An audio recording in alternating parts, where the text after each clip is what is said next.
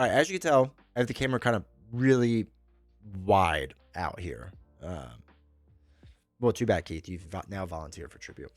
All right, so the only thing you really can't see that I've set up is we have this giant stack already. So what this is all of our normal like loot items are it's a good size table. What? So here to here, this is 2.5 feet probably where my hands are. That most of this stuff on. So I'm fitting this stuff right now within 3 feet wide. And I do have some stuff on the floor, but it's like books and stuff. And the map is to the side. Depth-wise, from here to where you're seeing the top of the thing, this is about 2 feet. So I'm fitting everything in a 3 foot by 2 foot space right now. All right. I'll be curious about your take on the inventories after you use them. Oh, okay. All right. So we have normal items, and this might have the expansion stuff in it too. I'm not 100% sure. I kind of threw everything together and shuffled it, so I'm hoping for the best. Then we have the legendary items, right? The fancier ones. Both these decks are already shuffled. These I created, and basically, I don't know if I'm supposed to like see it, but there are stuff on the bottom. See where it says like BM14? So we have a bunch of BM like numbers and then GE numbers. And you have to take certain ones out and shuffle them together, whatever. And then we have the same thing on this side, different number BMs and GEs. There's certain things you have to do, but the rules explain it pretty easily, but you just shuffle them together. We have side quests, which is all of our side quest stuff. I'll shuffle up over here. And then these are the delve cards. I have literally no idea what these are for yet. I have yet to find these in the rules, but again, it's a bunch of BM cards and GE. The reason I say BM is because they start you on the black Marsh. That's what that all stands for. And the back here is a bunch of like skill cards, I guess. I don't really know. They just said put it in the back. And I said, yes, sir. So I'm just putting it off to the side. We also have a special delve card, and it literally is an SP card for Black Marsh.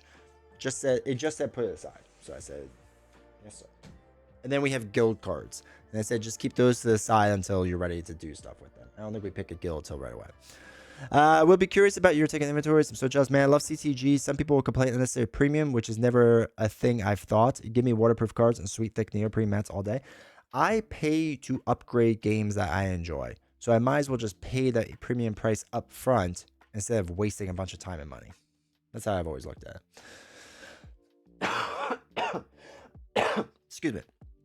Okay. So I need help with this, chat. This is what we have to do. We have to pick. Let me check the rules really fast. Yeah. So we have to pick a race. So we could be and I'm gonna butcher these names, so just get ready for it. The Khajiit, the Red Guard, Orcs, Wood Elf, Imperial, Breton, High Elf, the Nord, the Dark Elf, and Aragonian. What's I want to hit something hard. I don't know what I'm doing, and you don't know what you're doing, so we're gonna learn together format. Let's go. So I'm here to help. What I'm thinking. Orc, Dark Elf, vote. Well, we can't put all of them into a vote. So wait. Let me pick out 3. Oh, lock picking. I'm not gonna pick locks. Red Guard. All right, I don't want magic because I feel like I can't do magic well. All right, I'm gonna pull Wood Elf aside, a Nord, and Aragonian.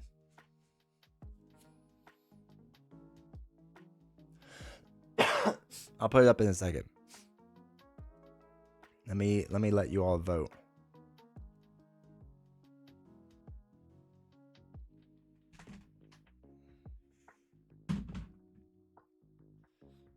What should I be? Aragonian, Nord, Wood Elf. All right, you can start voting. YouTube, give me 1 second.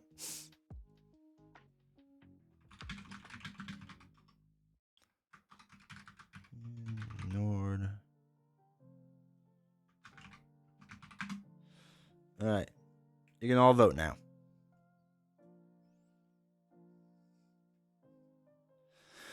So I don't know if there's too much difference. The Nord, I think, has more combat. The Argonian has a little more life and stamina, and the Wood Elf is kind of like a mix between the two. I don't really know. And they have skills, but yellow. So.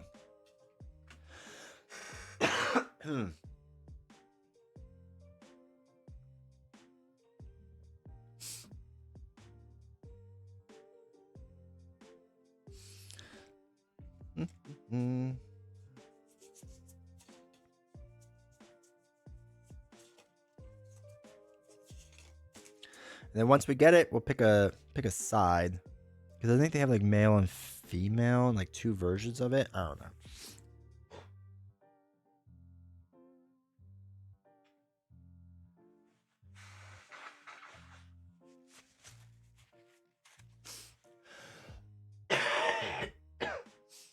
I still have a lot of like mucus, so I apologize. All right, YouTube's even. Twitch is voting Nord right now. Is there a cooler looking Nord? I mean, she looks kind of cool. Guy with a hammer looks pretty sweet. I don't want to be Nord with a staff. I'm not using staves. He's got a big beard. I don't use big beards though. Come on. D20 lizard? I don't know. Lizard people. Can we call ourselves the Zuckerbergs then? I wouldn't be against lizard people.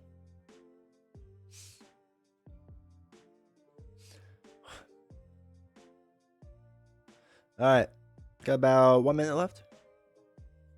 Pew pew or smash? I think smash. That's the way I'm feeling right now. I'm a simple man. I like to punch things in the face.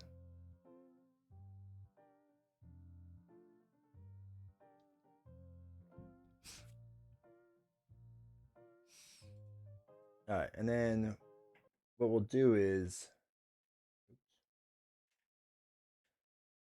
can all listen to the thing while I listen to it. I know it made no sense, but it's gonna well, no, I might get copyright for it. Sorry, you can't listen to it. Go back to listen to music. I got burned on this last time I tried to use one of these things. Alright, so it's just telling me to use a sheet and put it down. And play. They are using 2 players. We're not using 2 players. Alright, Nord just flat out 1. So we're gonna be Nord. Alright, cool. Alright. Lizard people are back. Wood Elf is back. I don't know if this is a guy or a gal, but I like the giant hammer. So I think I'm gonna go this one.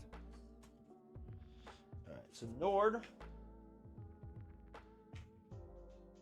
Then we need to find our Nord poker chip. What color is that? Black, probably? Gray, maybe?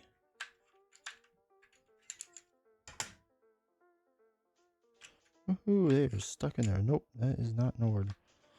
Is this Nord? No, that's Wood Elf. Is this Nord? Nope. What the heck? Holy cow, these chips are packed in there. Ah, the Nords are light blue. Alright. Nord poker chip. This is our character. Let's go to victory. Okay. So, this is our sheet. This is our character. Good to go.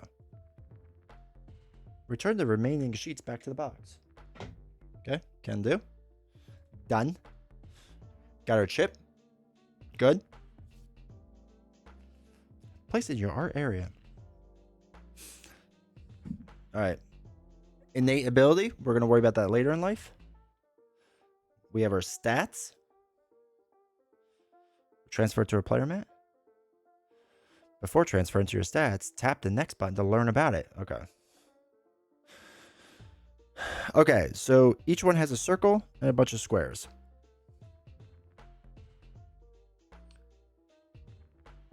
Oh, okay, so we need to find tokens. So for health, we're gonna put the 4. We're gonna put that there. We need the combat one. Stat one. I don't know if we need the magic yet or not. Oops, this is not the right one. Stamina. All right, so you upgrade things later on. That's fine. What we're gonna do is you upgrade like across you're using dice much better than the rulebook. Can you hear it? You can't hear it, right? So make sure I don't get hit with a copyright. But yeah, I am using it. So we'll upgrade across our mat as it goes, but this side can also upgrade this way. So it's a way to like upgrade more things, but also like limit what you do type of thing. And you could decide how you do this, which is kind of interesting.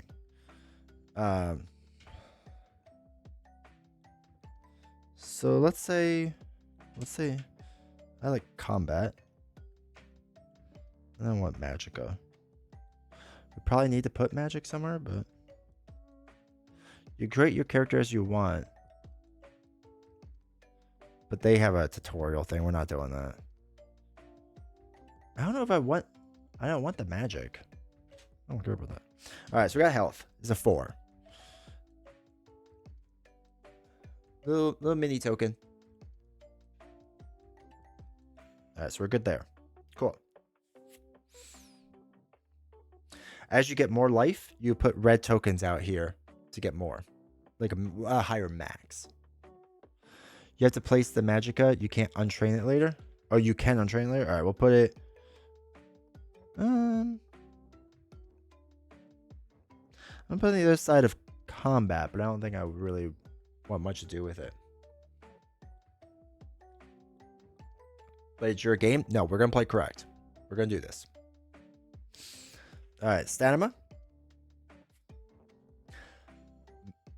Move and roll dice for physical skills. All right, then we have to put.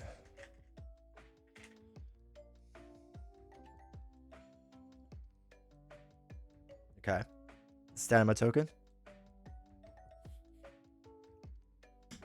So we gotta put 2 out there because we start with 2.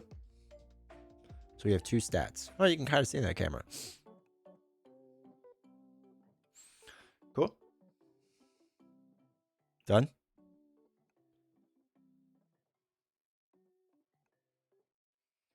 Oh, they want me to point it the other way. Okay. Done. Magica.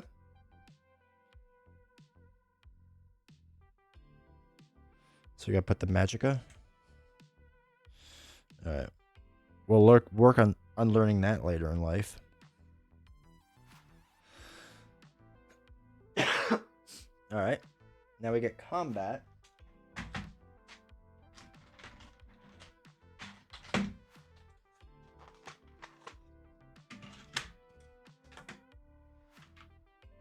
Where we got 3 combat. Actually, I'm gonna move this higher up. We're gonna move it up here, just in case we need more combat. So we're gonna do combat, and we have 3 combat, and they get dice instead.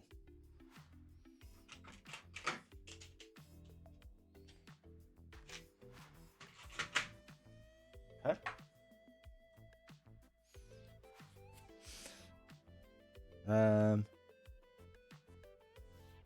Okay. Gotta take a combat reference sheet. What's the combat? Oh, it's on the back of one of these. Oh, okay. All right, combat reference sheet. Now we know how combat works.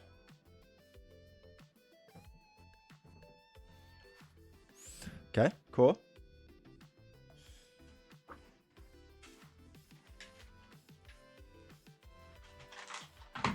Hold on.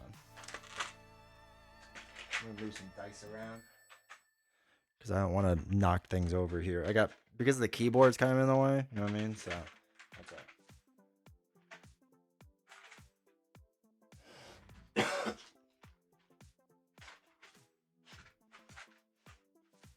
Okay, cool.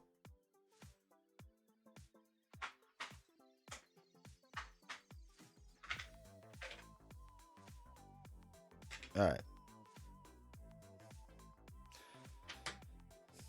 Got that fun thing. Combat. All right, we got combat. We're good. We get a different starting skill line. Okay. Oh boy. Oh wait, level 1.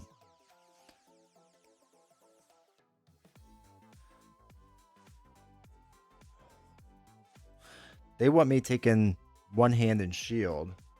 Do we want that? I mean, that could probably be good, right? I think the other one was magic. Is there anything else that's like more acrobatics, summoning, restoring light, shadow, heavy armor? Did we choose? We chose the Nord. Also, welcome. Black Marsh pushes one hand and shield, or punishes one hand and shield. So should I do something different?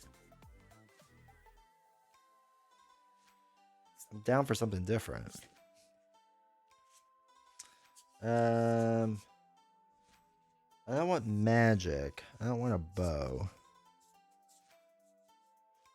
We have basic combat. Oh, should we do two-handed? That feels like me, right?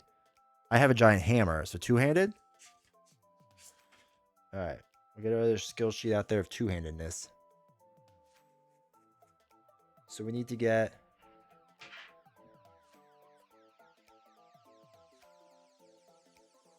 Totally two-handed? Alright, cool. We need to find our...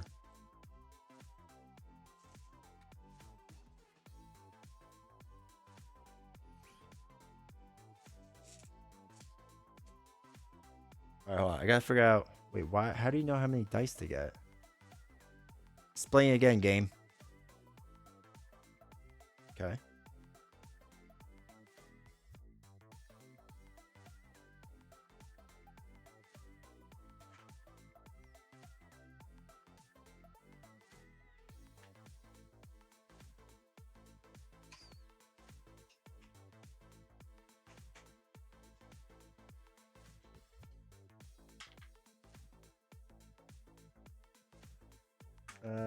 Oh, it's supposed to be orange. Is that what that's showing me? It's got like a circly thing. Oh boy, this is like weird. Okay. Oh wait, is it this? Totally two-hand? Alright. Got it. Message loud and clear. Oh, okay. So we have one of those dice. So we take two of the dice? It told us to take two. You get two dice for your starting skill setup line. Okay. Alright, cool. Alright, cool. So we get that to start off with. Player 2 stuff, we don't care about that. Alright. I'm feeling powerful already. Support two-hand smash as well. Yeah, hopefully this will be good. It's gotta be, right? Feels strong. Alright, they're having player 2 do magic. We're not gonna worry about that.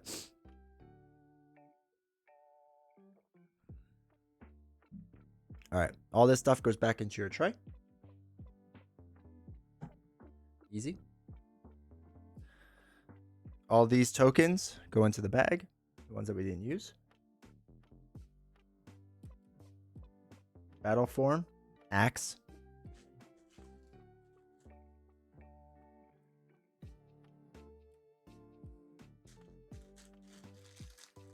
Naturally, we have the metal ones. All right, we gotta put it on axe. I don't know if you can all really see that, but that's all right.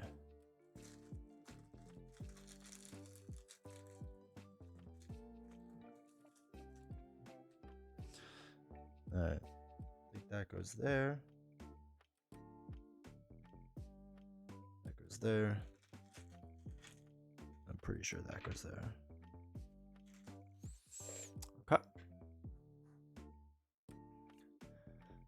All right, cool. So cooldown is 2. We're going to put that here. So that's cooldown tracker 2. We're good there. We're putting 1 here. That's our experience points. So we're at 0. And it goes up 1, 2, and 3. You can only gain so much. We're in the 0 spot down here. This is tenacity. And I think this is all set up now.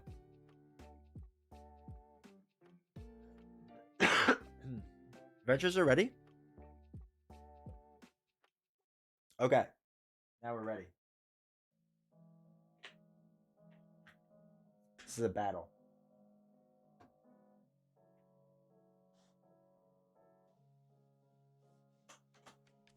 All right.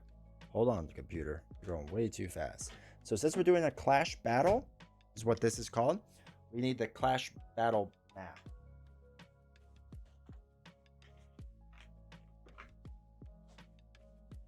I didn't open it yet. Hold on.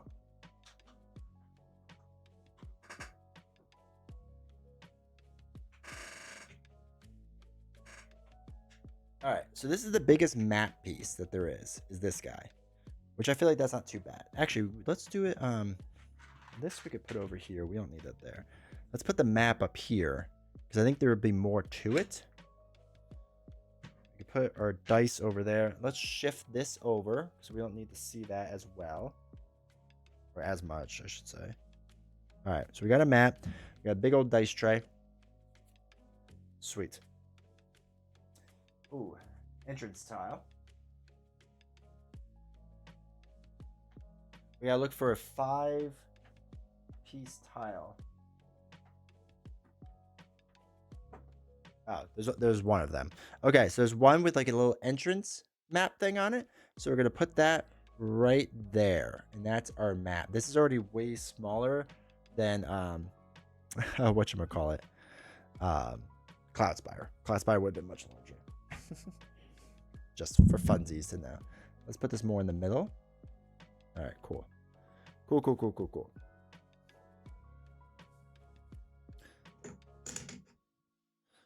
We're gonna need those things. Is this your first game? Absolute first. Also, welcome Era, welcome Nighthawk. We do need it. All right, so we're putting this bad boy right there. We can lockpick that. We will learn about this later in the tutorial, apparently. All right, so normally we'd have our enemy pool is EP, and you would calculate that now. However, for the first scenario, you will deploy specific enemies, and we will learn about those enemy pool later in the tutorial. Hey, Kato. All right, High Elf Marauder on one side.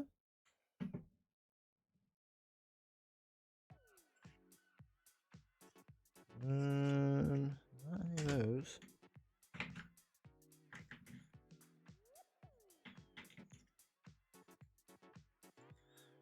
Oh man, there's a lot of random chips here. High Elf Marauder on one side, and High Elf Bandit on the other side. High Elf Bandit, okay. Got that.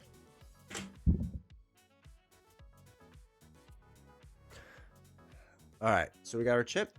In the middle is their life, or I'm sorry, is their level. So he's currently at level 1. You see that? There we go, level 1. Okay, the other side would be level 5. This level 1 side goes there. Cool. Done. He's got a health of 3. So we got a 3 there. I've been thinking to either try this game or Too Many Bones. I'll let you know how it compares. I still think this is going to be the replacement of Too Many Bones. Is it Chip Theory Games? Yes, it is. All right, Argonian Bandit we're looking for next. Again, the reason why it's specific normally is to be random is because this is the tutorial. Argonian Bandit comes down here. Comes with 3 life.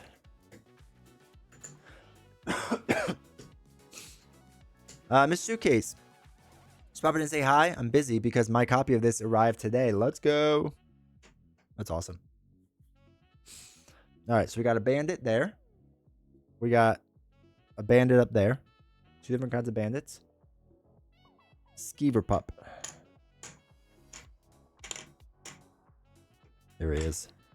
He comes back there. He's got 3 life as well. 1, 2, 3. Okay. Okay. So far, so good.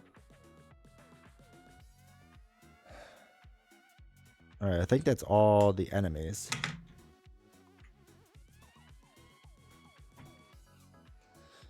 We're going to go somewhere over here. We're going to go there. We have 4 health. 1, 2, 3, 4.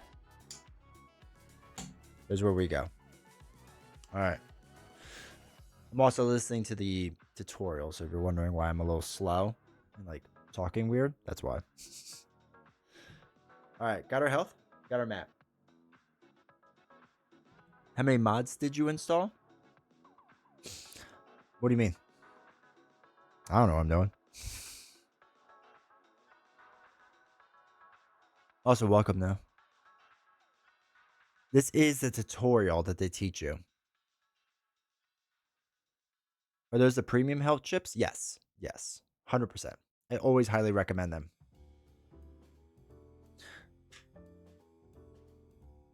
All right. The game has asked me to read page 92. So this is the jailbreak scenario on page 92. Always invest in premium chips, in my opinion. All right, you awaken in a dark, rough-walled holding cell somewhere in Tamriel. You've been imprisoned for some charge or another, protesting your innocence in vain all the while. But it seems you're stuck here for the time being, as you resign yourself to sometime cooling your heels behind bars. However, a weathered-looking redguard approaches your cell, clutching a key in his hand. You sip and take notice. You there, he says in a coarse whisper. I should whisper more. Listen, my name is Bodian. I represent a guild of like-minded individuals called the Outer Watch. We are small, preferring to remain behind the scenes, but we work for the betterment of communities all around Tamriel. I don't trust them. We help people advocate for themselves, assist places that need it, expose political corruption, and more. You look at him blankly. You're in a jail cell after all, and you never seen him before in your life. Right, he says, remembering himself. I'm here because the Watch believes you have potential. Too much to be locked away here for the gods know how long, subject of the whims of corrupt jailers. Now you're really paying attention. I will let you out of here. He continues, flashing his key. What you do after is up to you. The Watch needs good help these days. As one of our number, a wood elf named Deslandra has gone rogue. She's decided that the Watch was thinking too small, that for justice to truly come to Tamriel, the only solution is to get rid of magic completely. I like that. I like getting rid of magic because I want to bash things in the face, so I'm for that. We found you guilty of smuggling chickens. We're doing voices today. We're at least a little. Didn't get that Metal Gear? I know. I'm going to reach out to David Hayter. We're going to figure it out. Okay. Oh my gosh.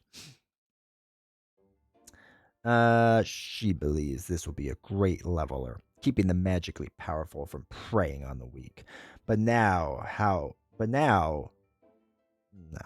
how much would it be lost in the process? We need help to stop her, as her resources are considerable, but we won't force anything on you.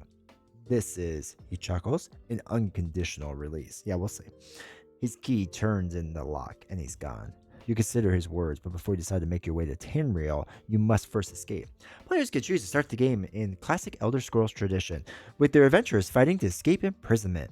This encounter introduces players to the battle rules and acts as the final step of adventurer creation. The achievements in this adventure in the battle then determine the availability class options. For a more structured approach to learn the rules to this encounter, you can follow an extended example of the battle of the separate tutorial guide. But as you play this battle, reference the following sections as needed. Blah, blah, blah, blah, blah. Battle setup. Okay. It tells me to basically set up what I do. Set the party's XP dial to 2. Can do. Day dial 1. Can do. Okay. All right. I think we're good then.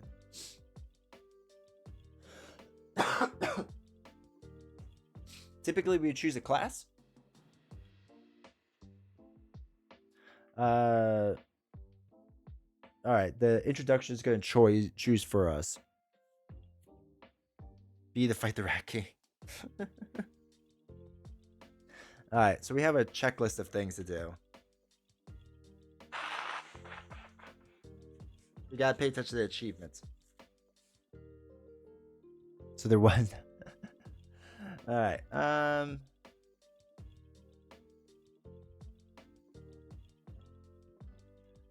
Yeah, they're really going into this achievement things.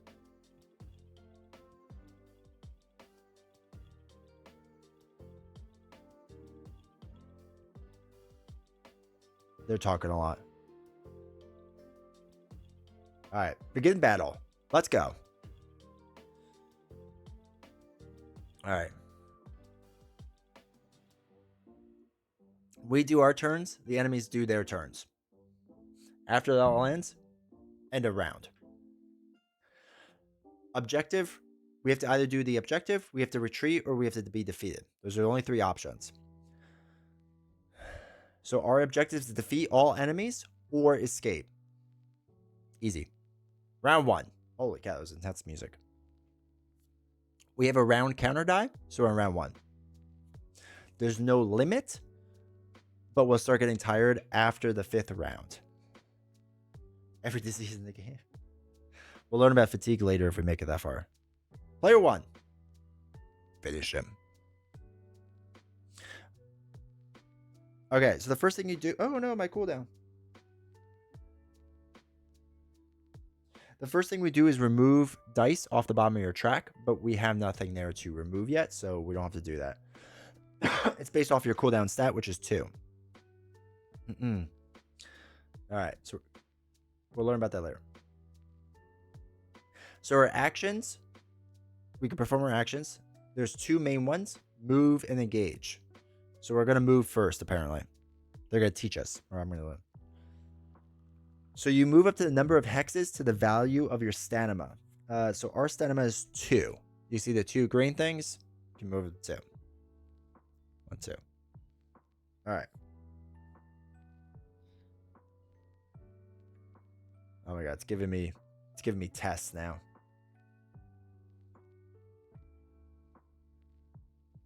Okay, so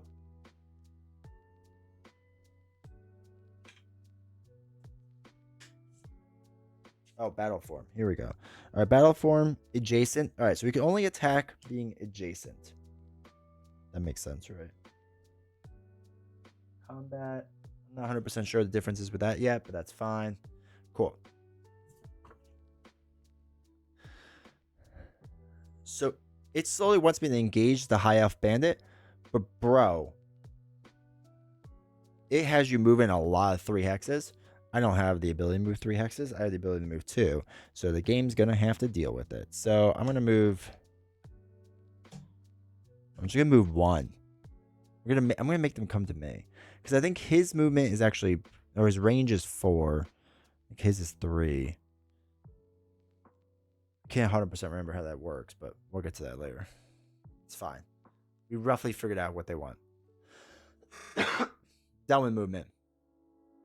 What's this game's wording on retaliate? We're skipping it.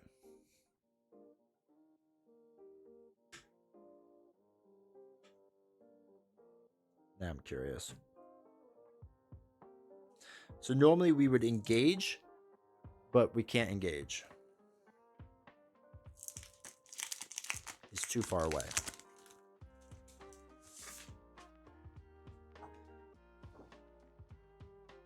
There is no retaliate in this game. I knew I liked it.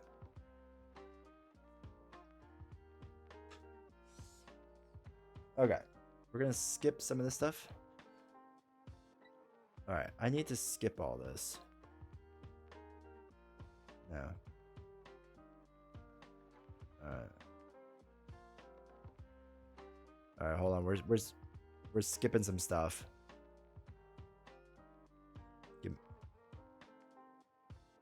Give me a second, chat. Okay, I need to skip all this stuff. All right, hold on. We're gonna cheat a little bit because it's going through a lot of detail on how combat works, and I don't want to go all the way through this again. So normally, when the playmats are showing, who knows, dude? All right, so normally be able to only move 2. We're gonna cheat and just move the 3. We normally couldn't do that, but they're doing the intro because they're making us be a different character and whatnot. So they're like, now you should be able to engage. So normally we wouldn't be able to do this, but we're just going to cheat a little bit so that we can see how combat works and go through and I can explain it, right? Because there's no sense in like taking all this extra time doing this and then going all the way back and forward and whatever. Okay. They know it's tutorial now since you chose different race. You got this? Alright, so combat skills represent raw damage output. Combat skill dice results have different meanings depending on the... That's fine. Okay, there's 6 phases in combat. Game fatigue is the first one. Typically, the first step of the engagement action is to gain 1 light fatigue, which is the silver die. With blank signs. Oh, it's right here. But we on the first turn, we don't gain it. So we're good.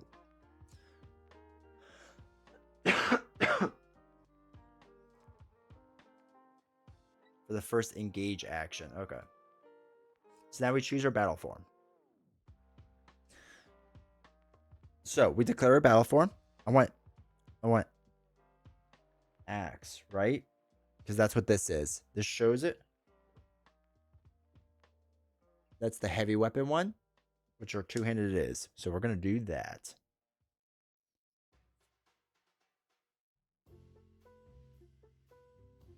It's the only way we could do anything with 2-handed.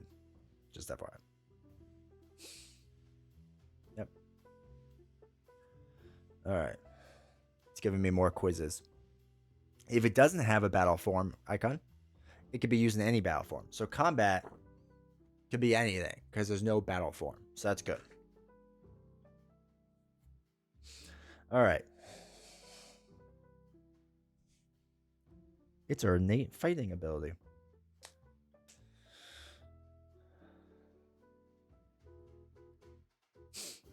Okay. We could do any of that. Deal damage. Okay, cool. If you're in defensive form, we're not. Who does defense? We ain't doing defense. All right. Also sets our range. We're adjacent. Sorry, it's asking me quiz questions now. All right, so now we declare a target. I declare you, Pikachu. All right.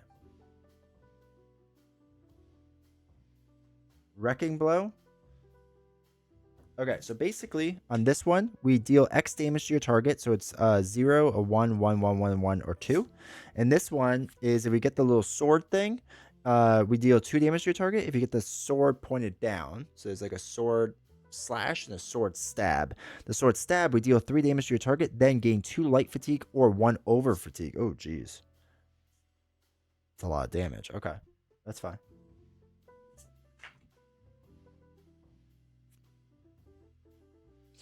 All right, declare a target. That one. I want that one. All right, now we gather and roll our dice. Can do.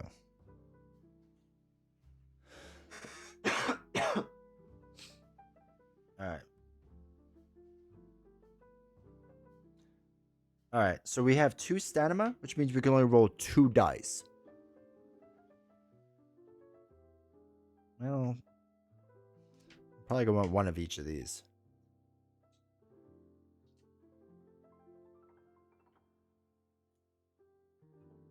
I think luckily the blue won't miss. but I think we're getting too light fatigue. I don't like. Oh my gosh. What? They can roll 2 dice. Oh, whatever. Stop giving me a question.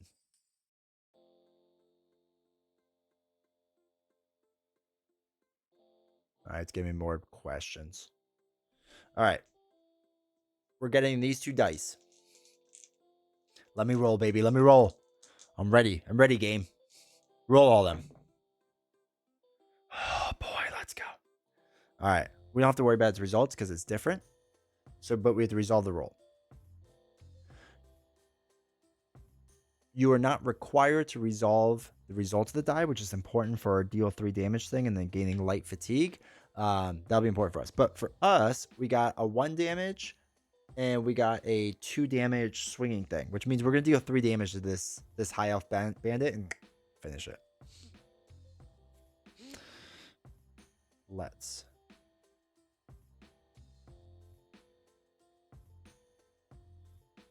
Yeah.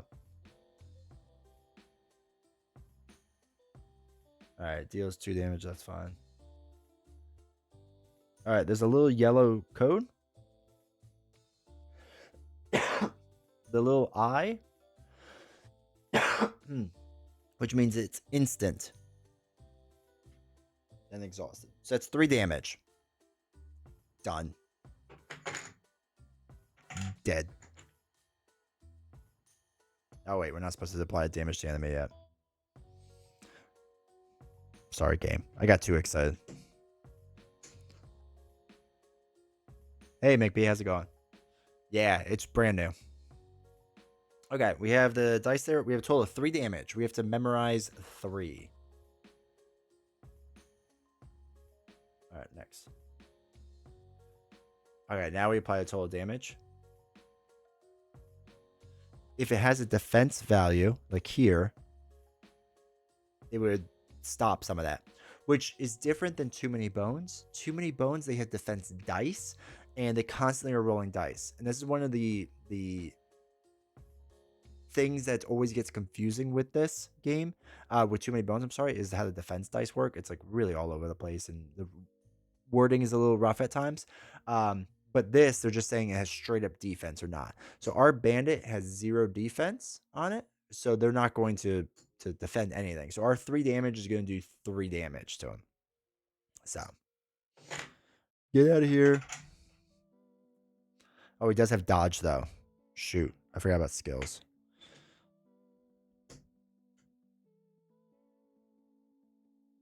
Oh wait, we rolled.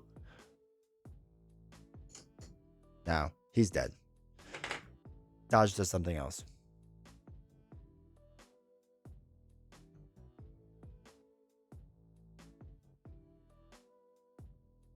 Oh, that's fun.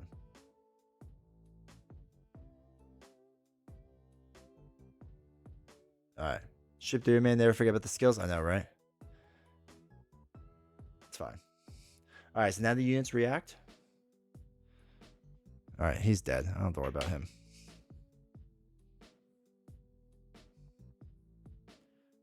No dice. Let's continue with player 2. Okay, so if you don't perform any engage actions in your current turn, you may take a second move action. However, pause for effect. If you take a second move action, you cannot perform any engage actions in that same turn.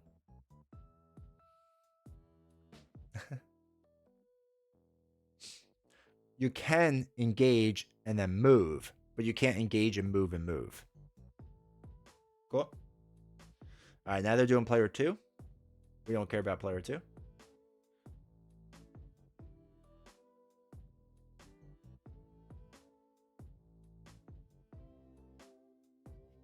Hold on. I gotta skip through a lot of stuff.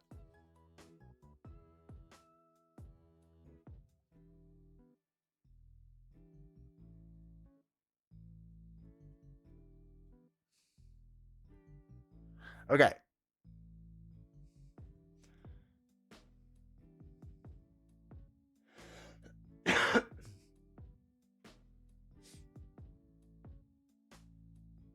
Wait, why are they doing this? I skipped way too much.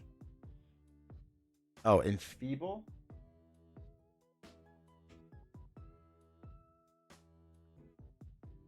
Light fatigue. Okay. All right, unit reacts. All right, skip this. Oh, you can use combat for defense. Player 2 can take a second engage action. Oh, and if you were to do that, then you would gain a fatigue. Ooh, okay.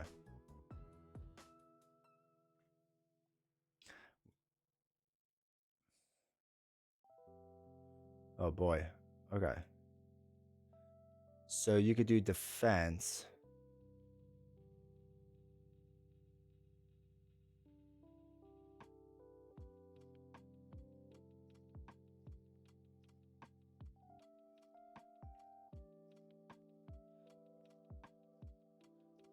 Why can you take 2 engage actions?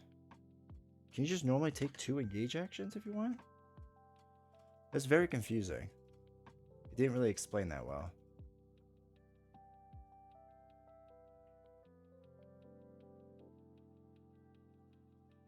Let me just double check something really fast.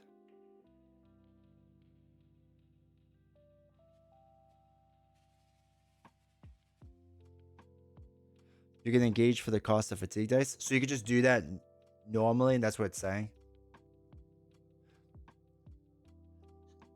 So you could also Layla, welcome to chat. So you could just keep engaging over and over and over if you want to. You just keep getting more fatigue dice.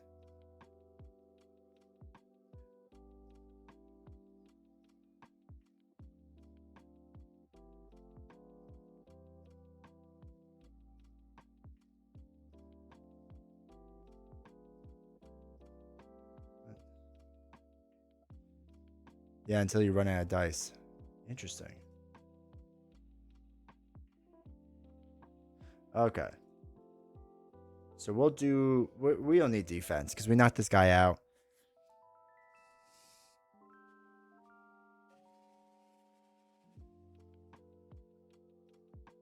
Okay. Now the enemy goes. All right. Let's go. All right. How the enemies move. They have a range down here, which is 3. This one has 3. This one has 1. And when you engage, you change battle form. Okay. Do you have to change battle form or can it stay the same? Well, I guess if you're defending, it has to change.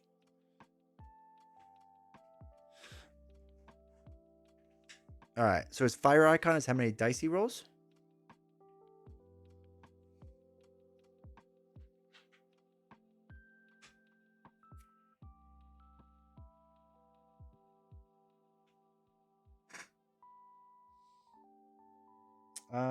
I don't know where the enemy dice are. Oh, there they are. I found them. Okay. Okay. 1, 2, 3. Yeah, he would, but. And when you engage, you can choose battle weapons. It swings a big hammer. Oh, okay. All right. So he's not in our range.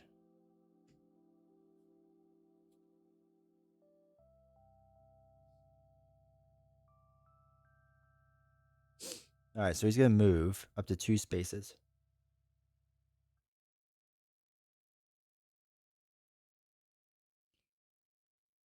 Okay.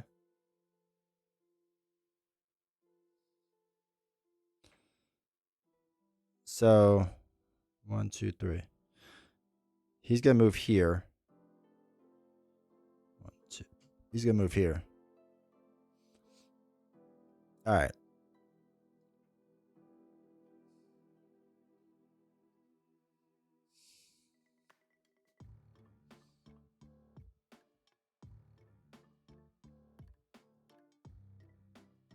Oh.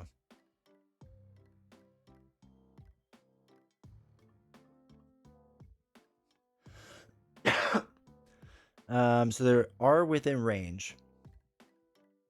So he's going to attack me. All right. So he's going to attack me. because he has a range of 3, right? So they're allowed movement up to 2. So he was here, so he went 1, 2, or he was here. Just moves 1. He wouldn't move the full amount because he doesn't need to move the full amount. The rat moves though, so he is now within range because it's 1, 2, 3. So he's gonna roll 1 black attack die, right, and see what this does damage to me. So yeah, this is gonna deal a damage. Probably should have defended. All right, there's a whole priority arrow. There's only 1 player, so we don't have to worry about that.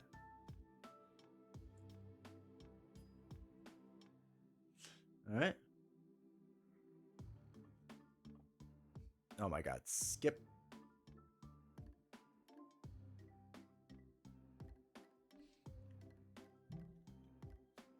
All right, so next. They turn. Round ends now. There are no end of rounds. All right. We can escape. Okay.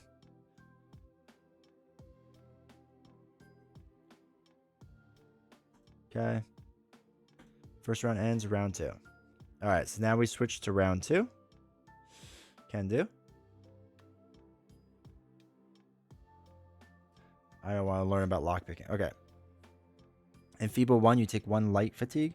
Thank you. Yes. Enfeeble 1, after his units engage, its target gains 1 light fatigue. All right. They're teaching me about lockpicking. I don't really care about that yet. All right. So we get these 2. And then this moves down.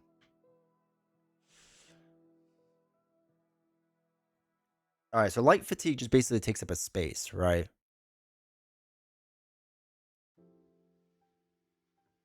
Okay.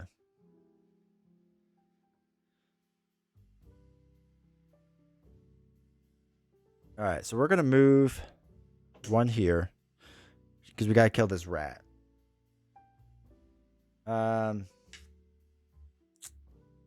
So we might as well roll our two same dice as before. Okay, so we got a 2 and 4 damage. So we'll do all 3 of that damage. And this will knock out the rat. Okay. Oh, wait. Do not gain light. Okay. Oh, yeah. Declare battle form is the same battle form. Deal damage.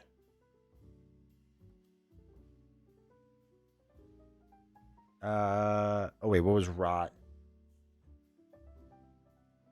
After it's used defeated by adventurer, the adventurer gains 1 over fatigue.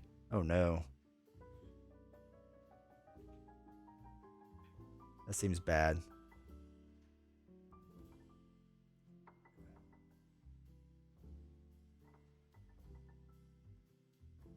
Oh, wait. End turn. It's bad?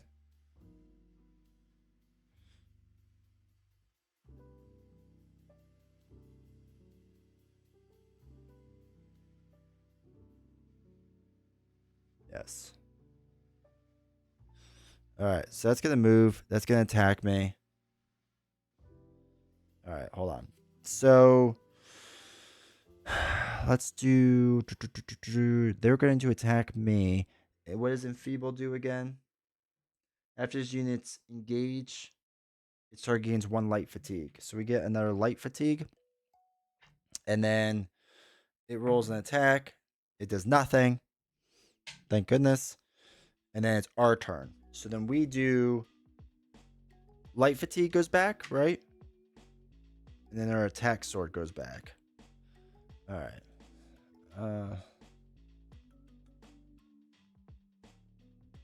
What's our innate? Once per battle, when performing an engage, add 1 enemy combat die to your engage, plus an additional enemy. Reveler. Add 1 enemy combat die to your engage. Oh, so I can use their own weapon? That's sick. So once per battle, when performing an engage in one of our attacks, add one enemy combat die to your engage plus an additional enemy combat die for each axe in your inventory. We don't have one of those axes, but so we can be rolling extra dice.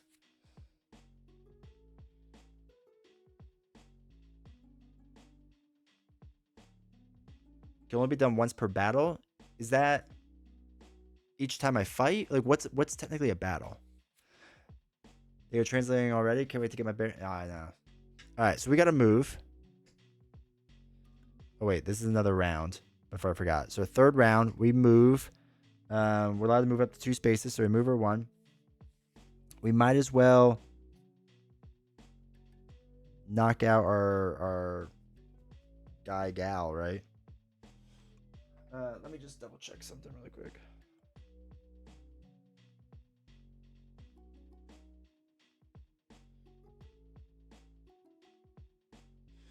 All right, so we escaped. Okay. So I guess let's use our 2 big attack chips or dice. And then you can grab that item for free just by passing by. Oh, can you? I thought, no, we had to lockpick it, don't we?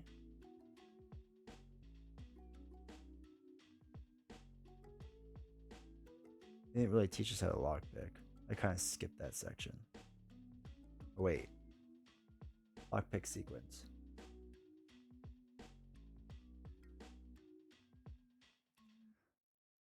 Could be done mid-movement. Yeah, but lockpicking freezes time.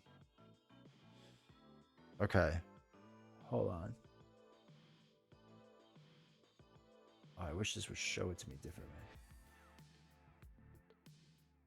All right, I need to know cash. All right, you have to match 3 numbers at the back of the card. All right, so we got that. This is the card.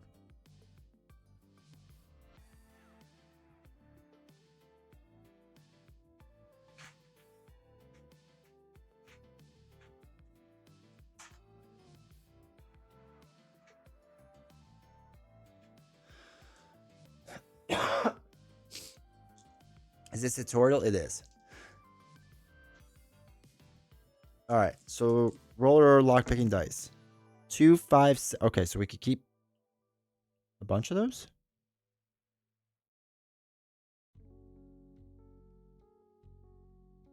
All right. Now. All right, so we're going to keep those 2 successes. So second attempt. 4. Oh, yay. We're winners.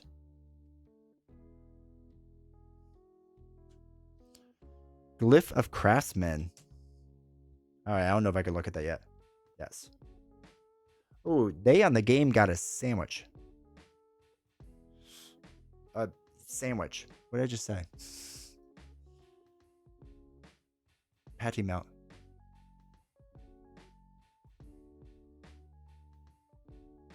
All right. Chant some deck. I'm not going to that. Sandwich. Okay. All right, so now. Oh, yeah, what's over fatigue?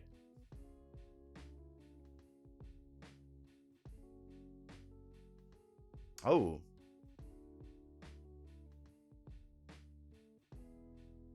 Oh, it's terrible.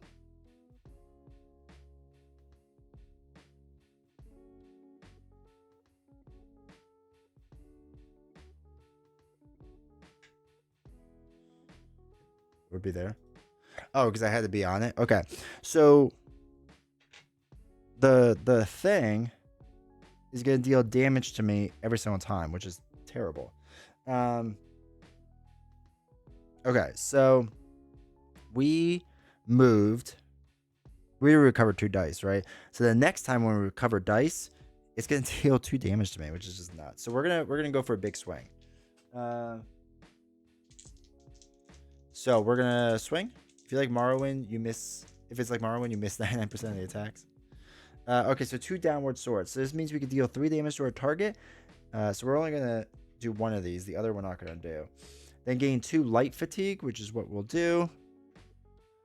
Causes 1 true damage. It does. So basically, every time it would clear out on the bottom here, because when you recover 2, you would take a damage, and then it moves back to the back of the line, and it just keeps damaging you. So anyway, we deal 3 damage to this guy, and he's dead. So we killed everything. Okay. So adventure defeat, end round, escape.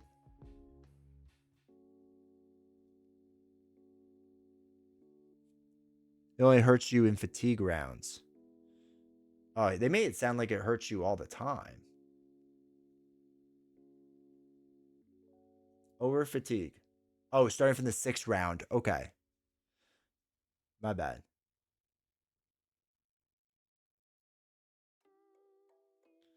But it still like cycles through until the fatigue round. Okay. All right. So then we have to escape. Right, it goes up to 4. Wait, 1, 2, 3, 4, 5. That's the silliest way of doing this. Whatever. All right. Defeat everything.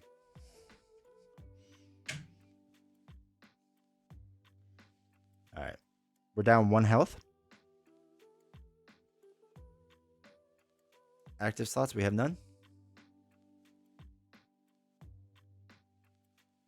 Everything stays here.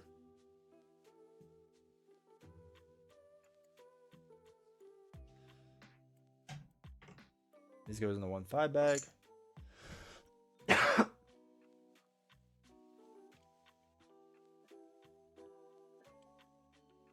right, we'll do that later.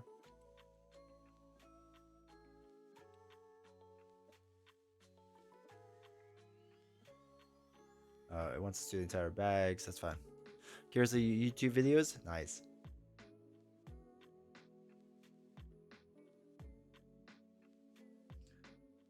All right.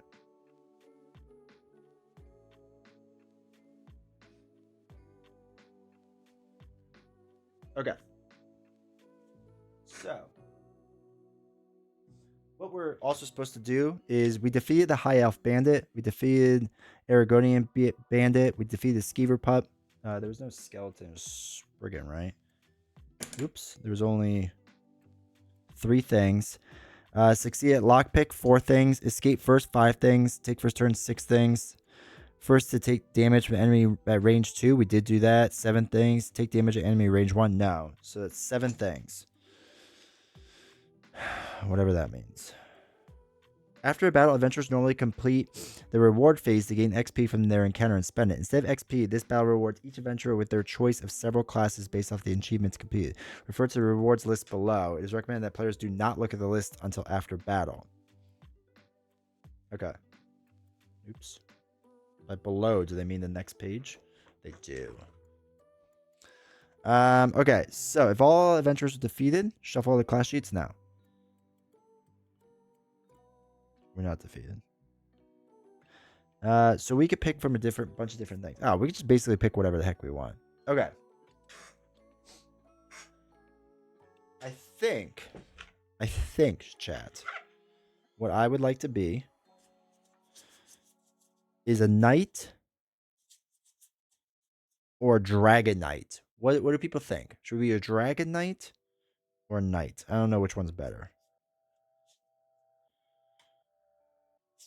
I mean, a dragon knight sounds sweet, right? Like, anytime there's a dragon involved, it's like, why not, right?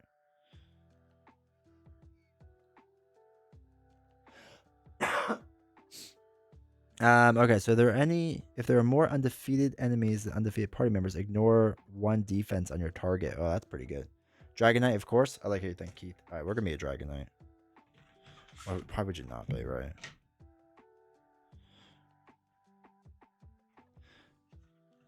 Which is better with 2-handed? I don't know. I'm not playing 2-handed, so. I'm going to do true solo on this. Even though the game recommends, I think, 2-handed. I ain't going to do it. Okay, so.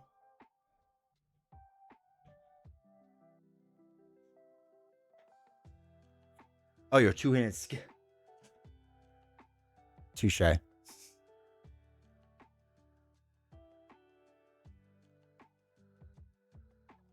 Nah, this is fine. Okay. We're gonna be a Nord Dragon Knight. Alright, they're giving people classes and stuff and whatever. We don't care about this.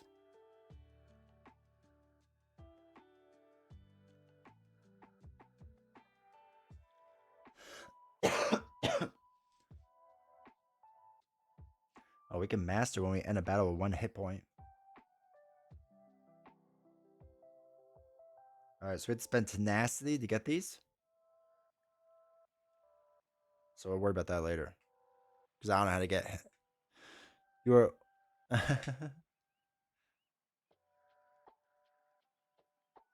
Alright. We don't know how to get tenacity yet, so...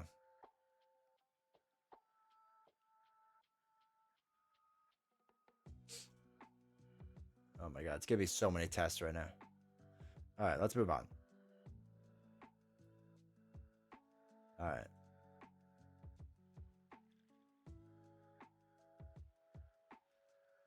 Only this time you can clean up your cooldown? Okay. Alright.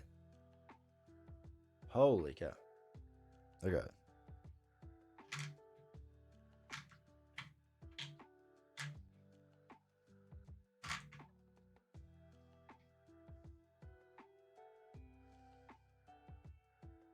So normally, each player removes 2 dice from their cooldown track and heals 2 HP. That's good that you can heal 2 HP. That's good to know.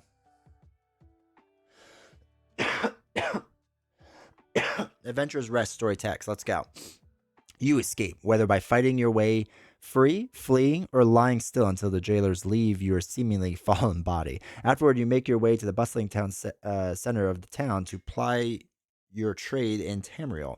You accept the guild's offer of work in return for supplies and a place to briefly recover. When you awake, the first day of your new quest dawns, and you venture forth. Venture is typically rest. Each encounter. During rest, you heal some HP and remove 1 die from their tray. Well, that's different than what that says. However,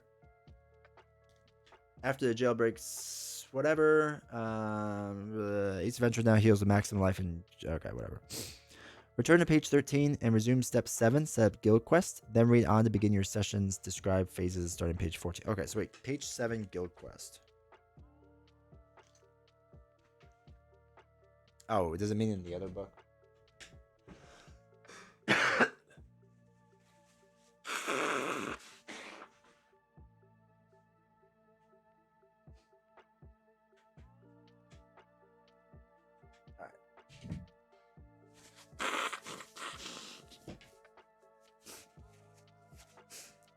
Page 7? No. Wait, what is the same? Return to page 13.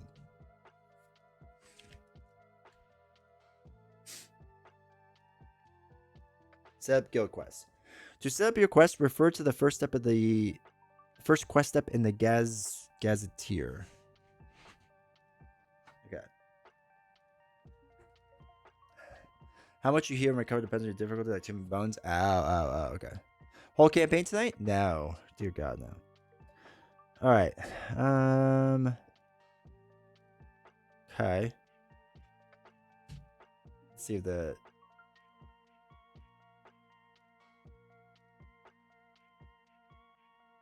Alright, start my campaign.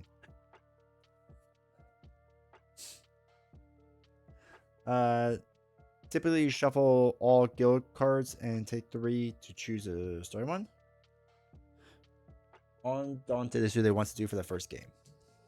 Cool. Cool.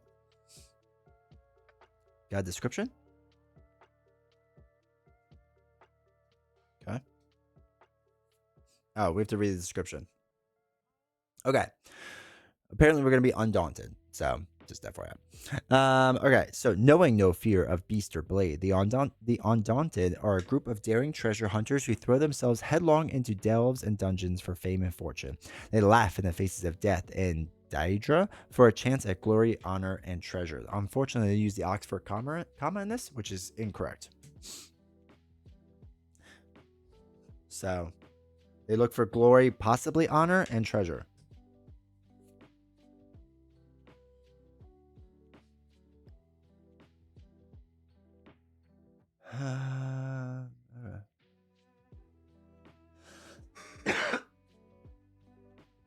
All right, Layla, take care.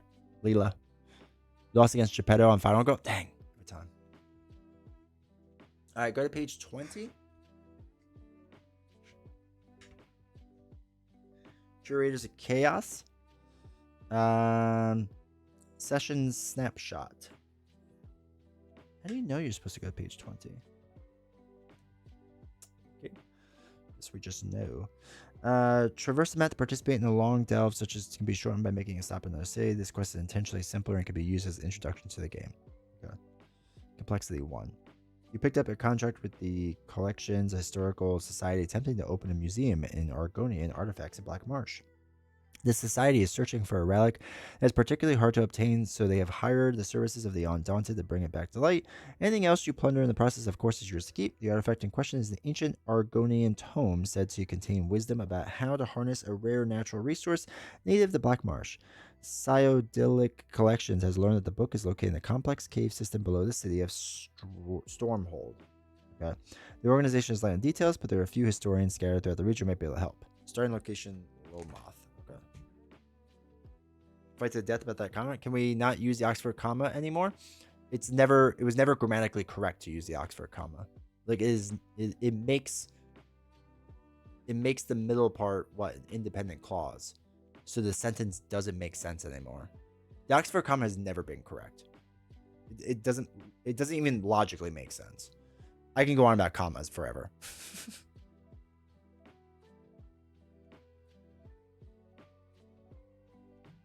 All right, read this session. That's fine.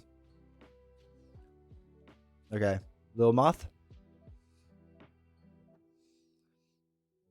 You don't logically make sense? Your argument is as sound as the Oxford comma. All right, so we got a party token. This is also a bigger map, but we don't need to see the rest of it, right? Oh, shoot, there's more. Quest objective. Okay. Travel to Stormhold and proceed to quest step B22 for the day's encounter. Recommended by day 12. Initiates the end of the quest. Wait, it's like all this stuff quests that you could do throughout the whole thing? This is so when we mentioned earlier about like I don't understand how the whole concept of the game like connects together. This is what I mean. It feels like I just picked a random number, and I don't know if you just go through and call it a day, or you do an A then a B then it's I don't know. All right. Alternative, you may choose to research the caves below Stormhold by traveling to Stone Waste or Percolating Mire and completing a town encounter. Recommended by day 6. I don't know. Oh wait, Stone Waste I see is way over here. I don't know what the other one is. And the green bar shows your guild.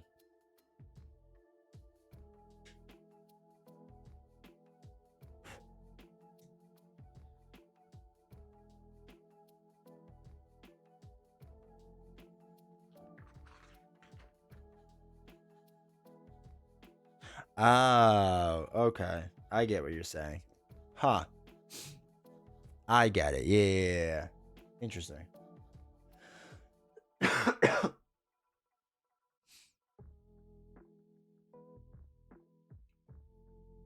we're supposed to put an objective token out of place, but we'll worry about that later. All right.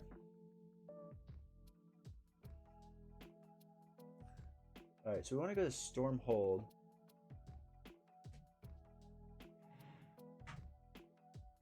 Stormwaste? Wait, where's Stormwaste? Oh, Percolating Mire and Stonewaste. Okay. So it's saying you should use these objective tokens, which is kind of cool. Stonewaste, Percolating Mire. And then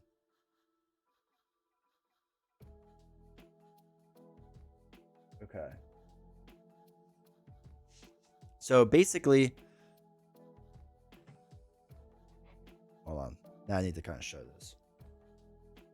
Oh, this is gonna slide. This is very slippery. Oh boy. Okay. So it has like where you start, and then it has like objective tokens, and it puts it on the map. So like we're gonna be traveling this map. I can't show it on screen because I need it off to the side. But basically, we're gonna run around. Oh, we have to put a token there too.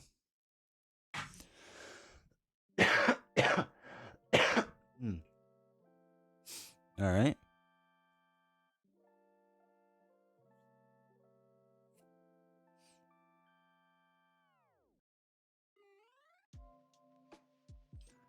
All right. Legendary items. That's fine.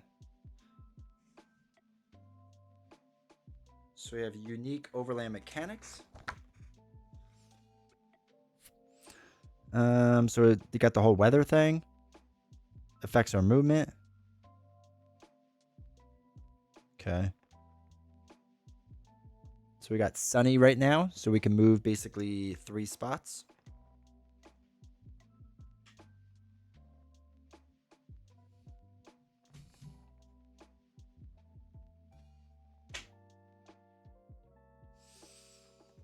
Okay. You can begin with day 1. Let's go. Let's go day 1. All right, town encounter. We're gonna do it. We're gonna do day 1. See how far we make it.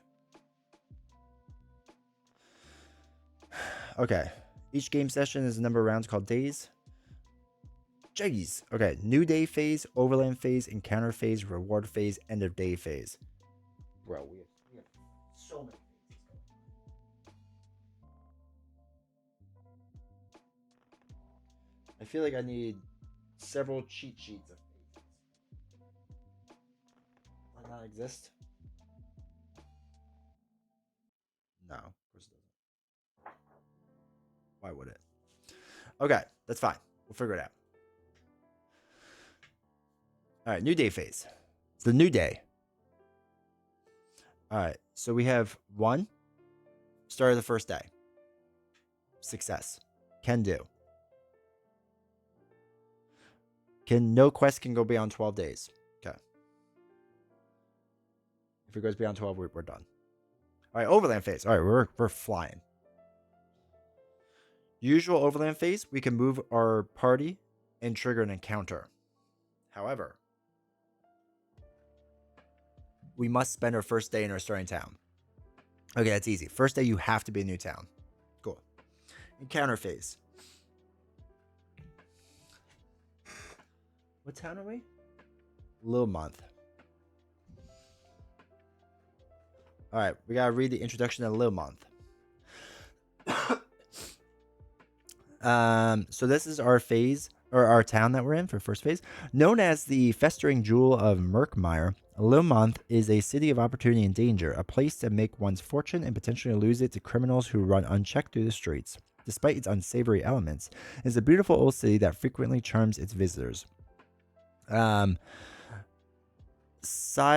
Cyrodiilic Collections, an organization that collects Argonian artifacts, is attempted to found a museum here. All right, so when an adventurer takes a shop town action, they may gain 2 items instead of 1. Okay, cool. Veriga. Woo. Dude, thank you for 26 months, dude, at tier 1. I appreciate that, dude. You can take 2 actions in various towns.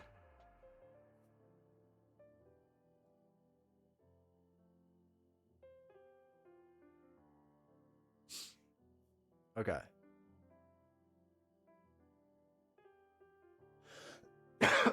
So we do 6 common cards. 1, 2. They want us to do specific ones, but we're not doing it. 4, 5, 6. All right, so we got 6 there. Cards. There's a bunch of different kinds. No, we don't care about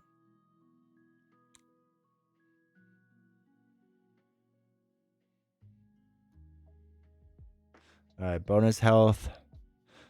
The meatloaf is one of the things they want us to do stuff with. Alright.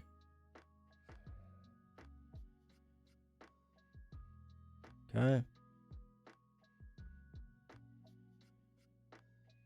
Okay. It's fine. Fine.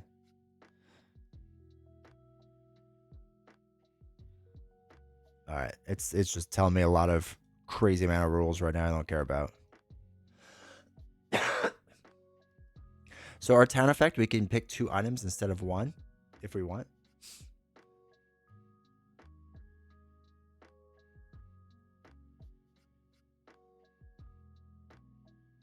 Alright. We're gonna take 2 items.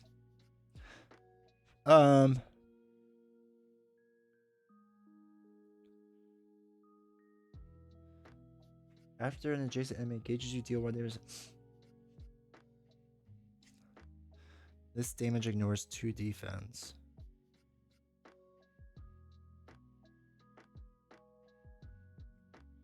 I mean, that one's the bracers seem good. After an adjacent enemy engages you, deal 1 damage to the enemy. This damage ignores 2 defense. The overtax, which I don't know what that is yet. Let's see what overtax is.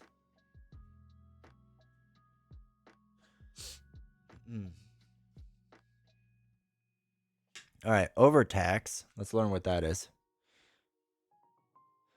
When you trigger the standard ability, you can overtax it or destroy it. I don't think I want to do that.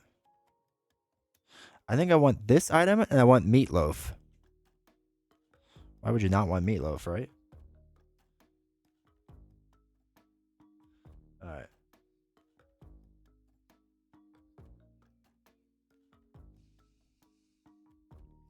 Okay, we have our items.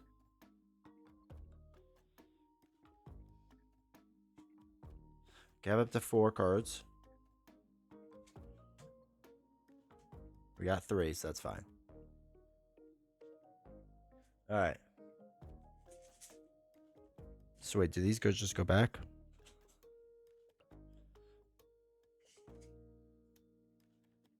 Now we gotta do skill attribute tokens.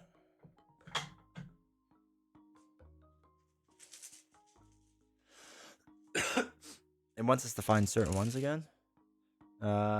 Shadow, acrobat. This one I will do, so I don't mess this up. Engineer. 07. Thank you for the 24 months. I appreciate it. Compass, and we're looking for the Daedric one. All right, there we go. All right, so normally you would randomly pick these out. The game wants us to pick these certain ones. That was easy enough to get, so we'll do that. Oh, and then you get skill sheets. Holy cow. Oh, to fill this stuff out. Yo, what's heavy armor? Tell me more about heavy armor. While this dies in your... Okay, so it's a defense thing. These are placed in your cooldown track, providing defensive bonuses but eating up value space in your cooldown track. When exhausting heavy armor skill dice outside of the engage action, place in your cooldown track with a... Alright. Your cool track. Ooh, I like the idea of heavy armor. Right? We could switch to defensive mode. We could take some hits if we need to. We'd have to exhaust or get the exhaust dice thing, but I don't think that's as bad. I think I'm going to do the heavy armor. I don't know if it's going to be good or not, but I feel like armor is a good thing.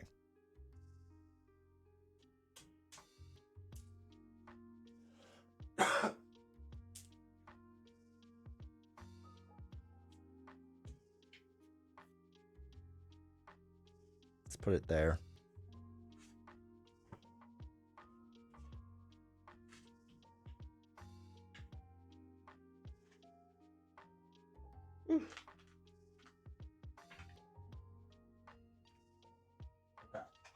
got the cooldown stuff. All right, we're gonna worry about status stuff later on. We don't care about that.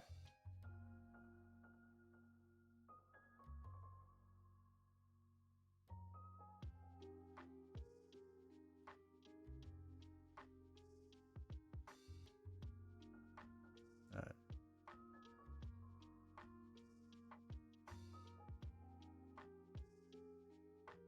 Oh. Wait, we don't gain any dice yet. My bad. So we just get it. We need XP to get that. We don't have that yet. Now there's the inn. Since it isn't clear on Dizer, when playing True Solo, they tell you to only put a single chip for each skill. So you don't end up pulling 2 heavy armor, for example. Oh, that's good to know. Okay. All right. So it's just always got to be different. That's fine.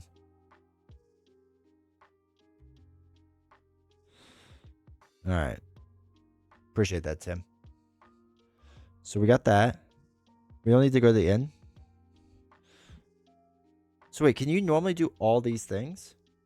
It doesn't really explain that. If it's like certain things or not.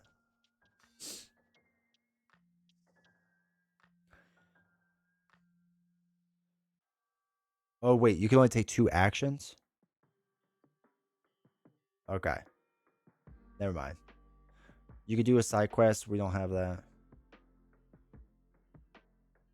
We have 2 10 actions.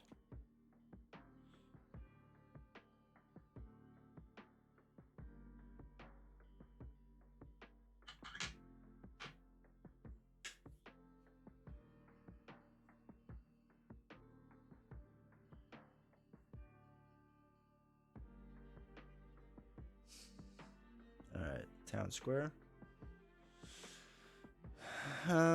Discard a treasure.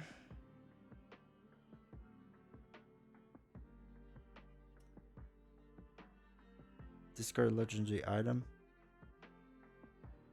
We don't have a legendary item. Okay.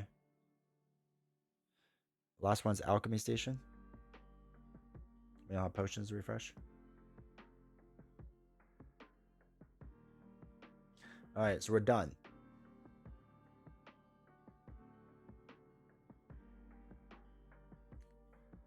Skill line tokens go back. Reward phase.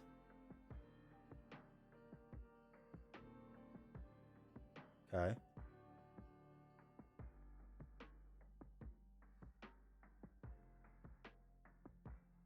Okay.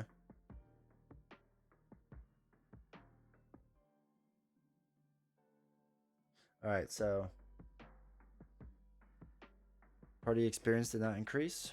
And we've done the spend.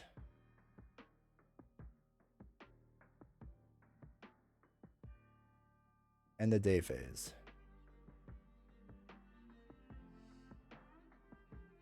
So wait, the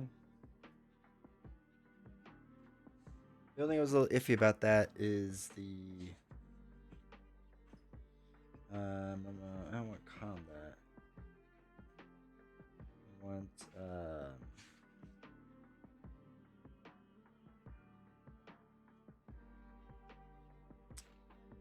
the only thing that was weird was it kind of showed that we didn't get experience, which is fine. But then it was like you change the dial of experience up 1. I guess you still do that. All right, that's battle. All right, reward phase.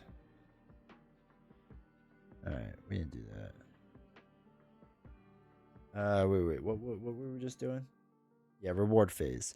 Party gains any rewards when the encounter resolved. There was none, so gain all XP. We don't do that. Untrain. Okay, gain advancements. Each adventurer may spend. Okay, so that's fine.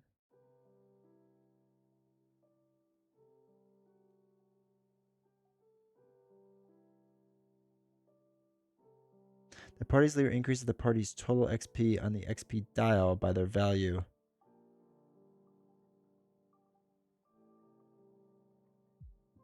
So wait, do you spin this dial or no to a third one? I'm not 100% sure how that dial works yet. party gains any rewards from the encounter. Okay, there were no rewards. If an encounter has a reward, it is shown as the reward icon. Okay. Gain all XP or other rewards when succeeding the encounter. If you fail, do not gain the encounter rewards. The party leader increases the party's total XP earned on the XP dial by the value next to the icon, the value, but I don't know what that is. Each player also adds their amount of current unspent XP to their adventure mat.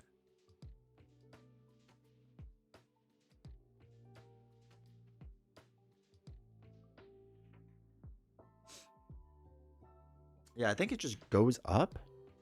I don't know. I'm gonna keep it at 2. It's very, very weird.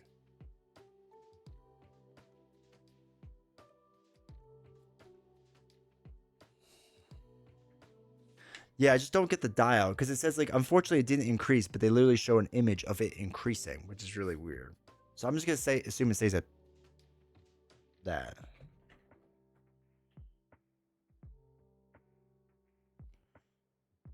When the icon says it does? Okay.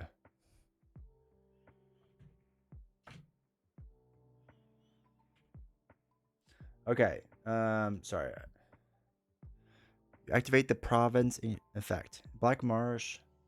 Province effect is the weather. Okay.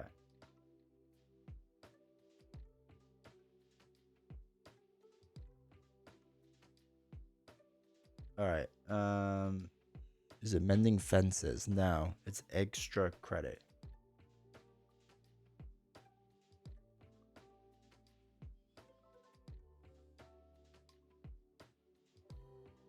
Okay. It's a little rainy, it looks like.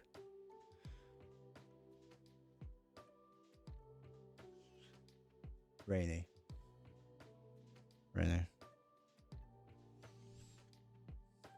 Okay. Movements too. Alright. Burger's the bottom. Sconesy Cider. Thank you for the sub. Appreciate it. NPC tokens removed, but there are none.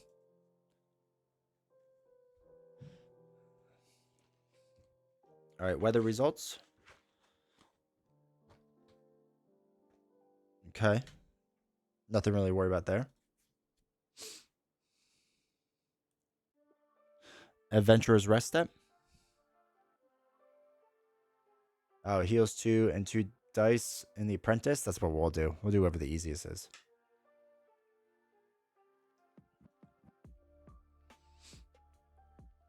You can trade items. That's fine. Oh, tutorial guide has it.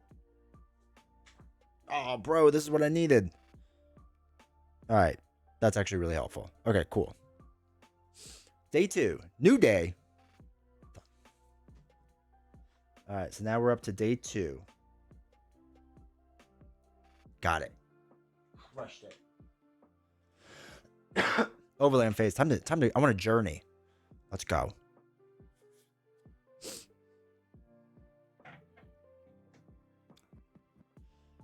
All right, we can move this thing and go check out some stuff.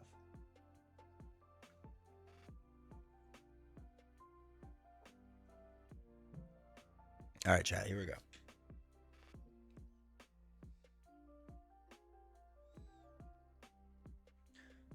We can go in the towns and stuff. There's a monument. Conflict. Unstable.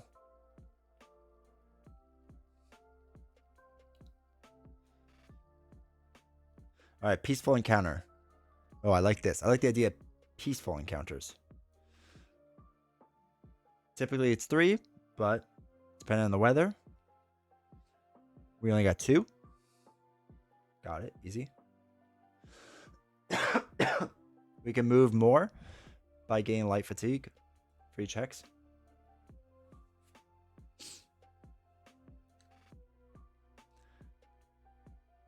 Can't go past its base movement. All right, so we can move 1, 2. All right, so we're going right there. We're going to the Atlian Hill. Red Leaf, thank you for the follow. I appreciate it, dude. All right, encounter depicted. Encounter phase. Peaceful landmark.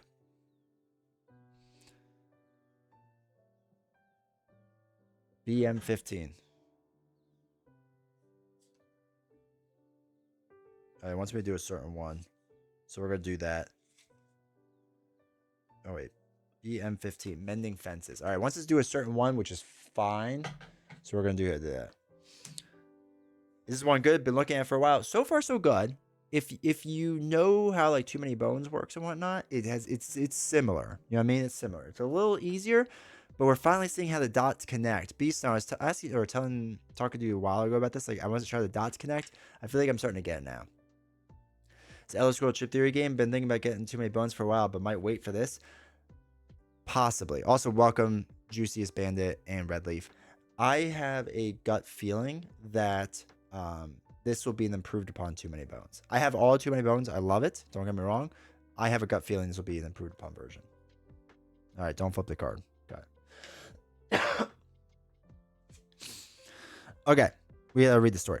As you pass by a small Saltrice farm, you see a shirtless, middle-aged Argonian struggling with a broken fence post that sunk into the mud. Spotting you, he attempts to wave you over, cursing as the effort allows the post to slip back into the mire. The Dark Elves think all is forgiven now that the pact has been signed. The farmer spits, but they still control the solstice markets, and they didn't respect the land they worked if it wasn't home to the mayor, Myrrh. I'm trying to get by on my own now, but it's getting harder all the time to have anything left over after I feed the Kwama. Care to lend a hand for the afternoon? Oh, we can be helpful. I always describe Gloomhaven as the Skyrim board games, but this one was a curveball.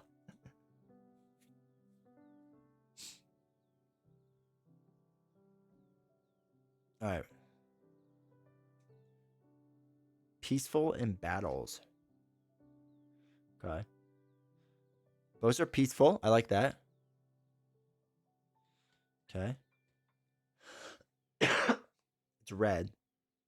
Unstable. Seems bad. Oh, okay.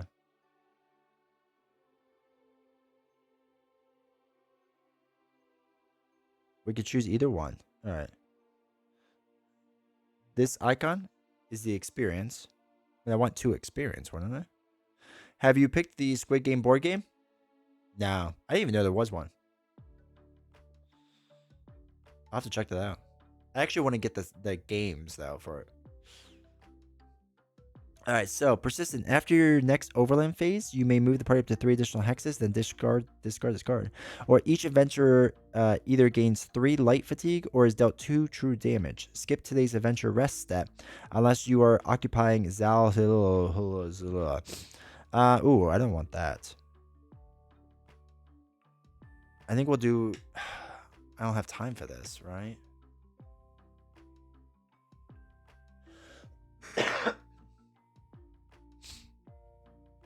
I kind of want to do that one.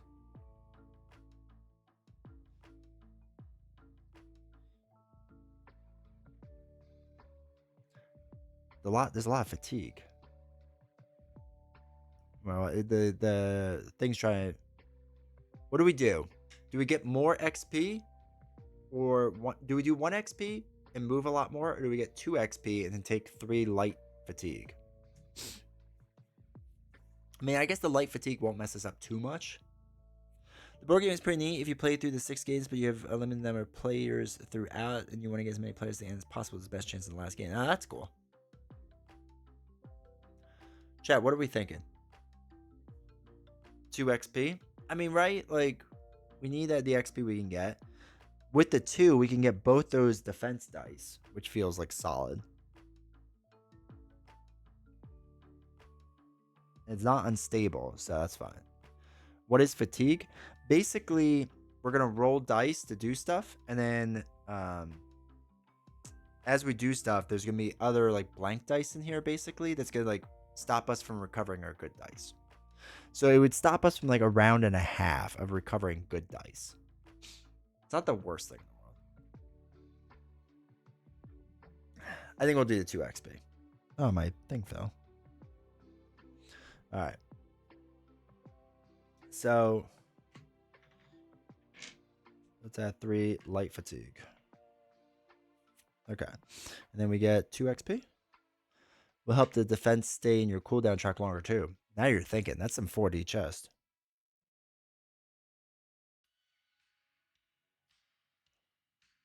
All right, reward phase. Reward phase. Oops. We gain our 2 reward. Cool. Increase the XP dial by 2. Okay. We're up to 4. Next on my list is going to be the Resi 1 board game. Nice. All right. We have 2 XP to spend now. Cool.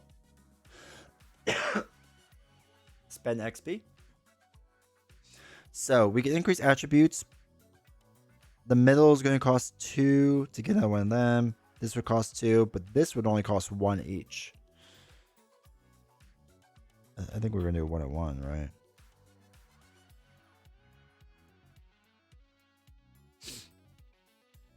These pegs don't stay on these mats. Great. Someone will grab the expansion Night Gauge at some point. I've never played Night Gauge. I've heard good things, though.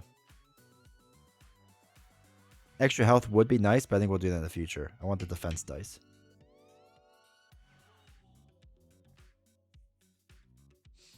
It costs 1. Come on. 2 to 4.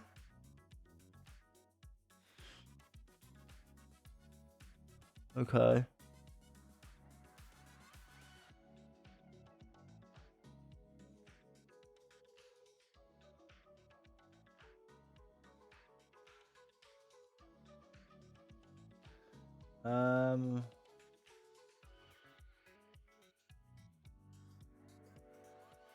All right, hold on.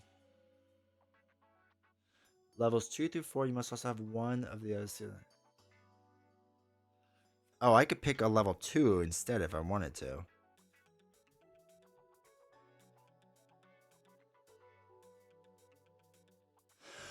I just hate shuffling tiles.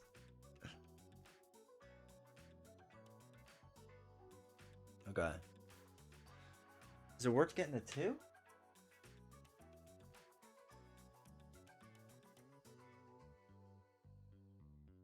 Oh, that's for non-adjacent. Nah, I think that's fine.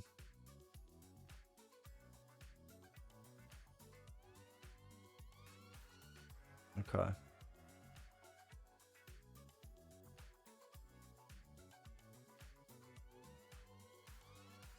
Okay. Oh my gosh, it's giving me more things. Is that any good? I have no idea. I haven't really read much about it.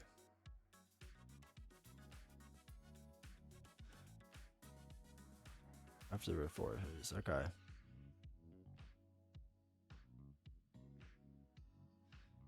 All right, increased tenacity. That's fine.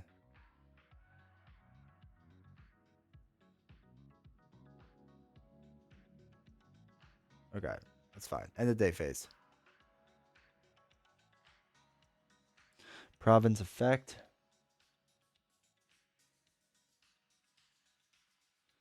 All right.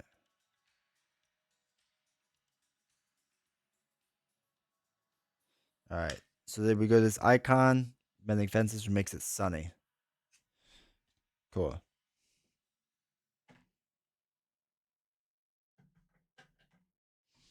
Okay.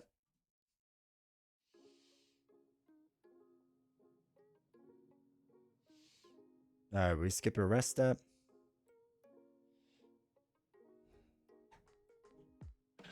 Okay.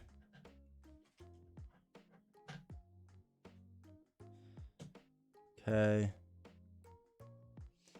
Okay. New day. All right. Day 3. We're flying, chat. So we're up to 3.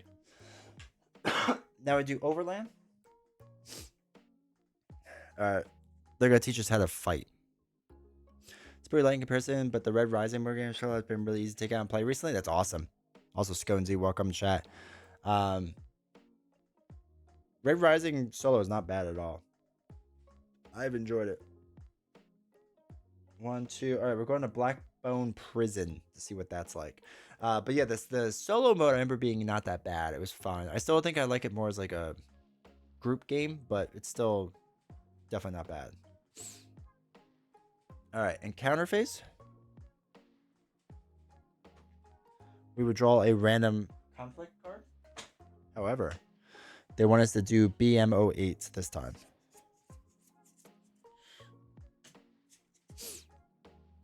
All right, they want us to do that to make life easier.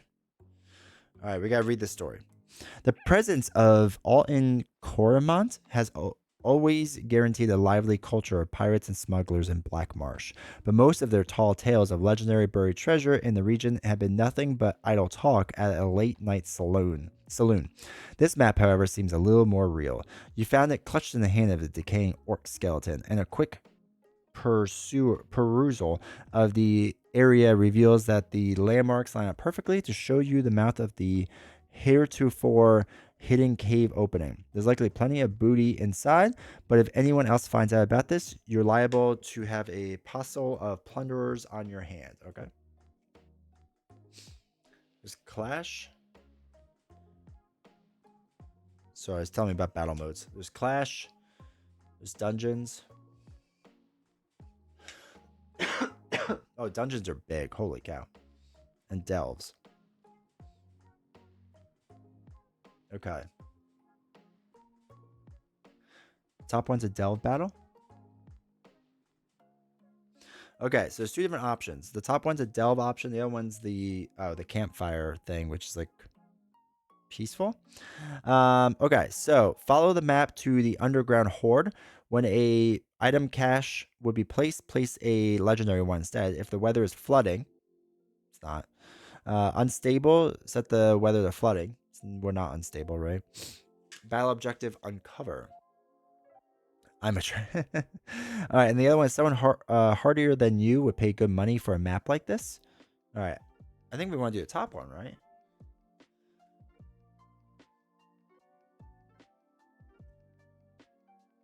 Yeah, we want to do the top one. Thank you for the follow, dude. All right, we want to do the first one. That's what the game is kind of telling us. Yeah, I don't want to do it. All right, go in and follow map, underground hoard. It's not unstable. We don't have to do that. All right, so we got to do the encounter card to the side. All right, Dell battle. Oh my god, there's a lot of tiles.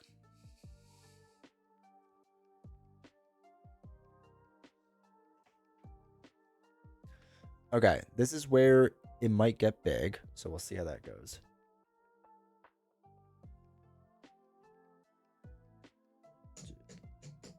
All right, so we have to go there. We're deploying all the way out here.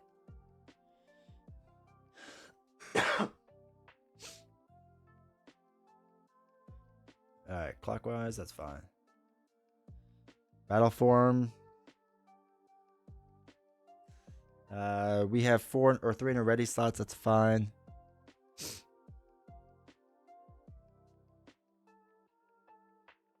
Yeah, this is fine. Round counter is the 1. Ready to begin Dell battle.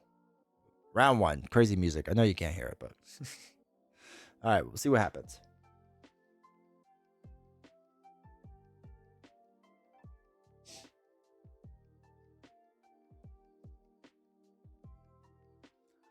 Okay.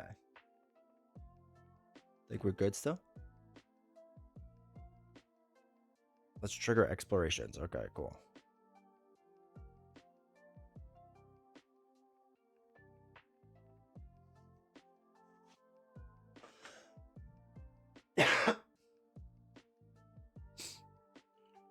All right, so it's teaching us how to like explore and whatnot.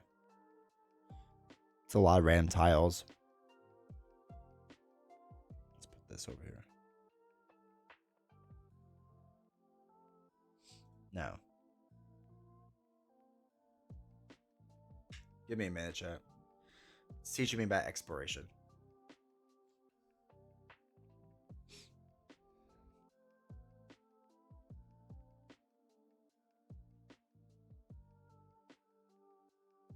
All right, it's just like showing me tiles and stuff.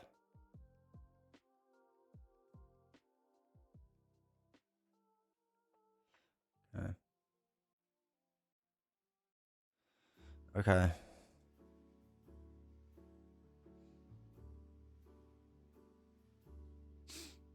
Okay. Oh boy, it's giving me a lot of stuff. All right, explore actions, all that stuff. All right, so we're here. So we're gonna do an exploration, basically. Drop. Top card. Then once it's due BM01.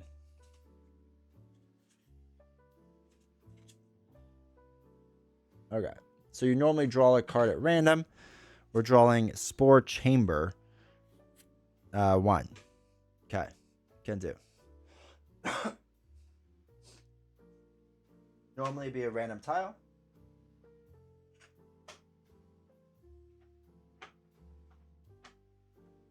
It wants us to pick a certain hex tile, which is this one. So normally you pick out a random tile right now. When revealed, each adventurer must either drain a combat skill die from anywhere on their adventurer mat or gain a Bane status. Alright. Ooh, we'll do a drain die. Can't use this for the remainder of the battle.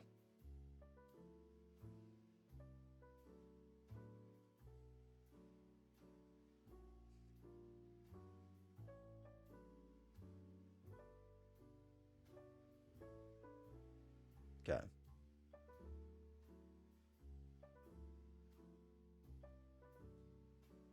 Alright. Drain the combat die. We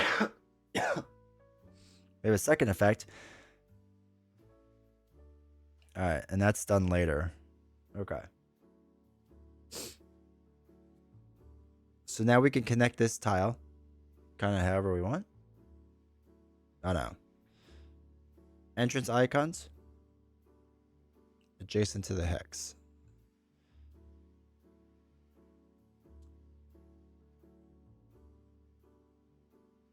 Okay.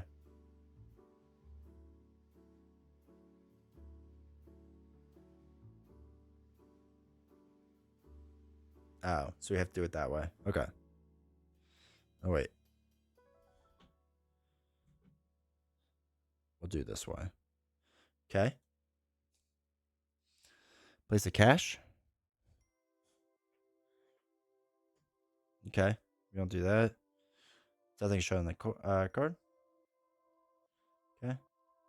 Oh, we have to do our enemy. Cool.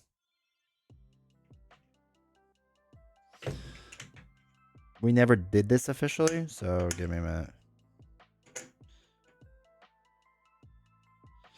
To put the level 1s in. Thank you for the follow, dude. Appreciate it.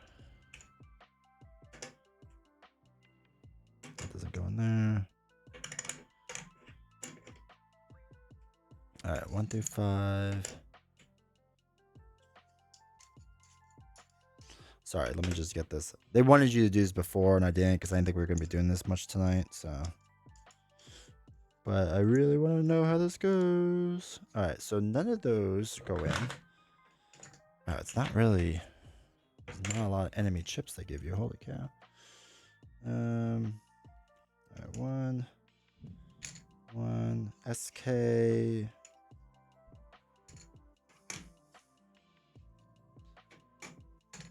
Okay. We're looking for also BW chips. Because they go in as well.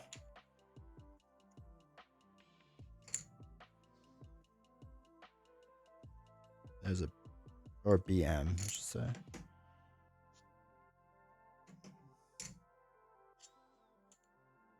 Okay, and BM. Okay.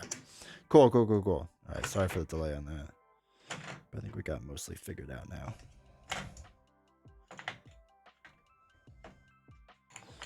Cool. So, what we have to do is now you will draw and deploy enemies based on the EP of the Delve card. Okay. So we have an enemy pool.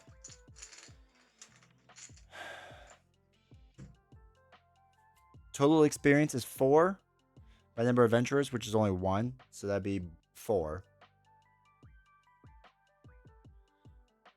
So we only have 4. Must be spent efficiently.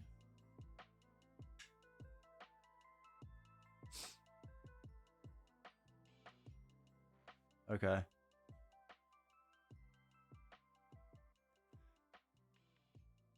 All right. So it's only 4. All right.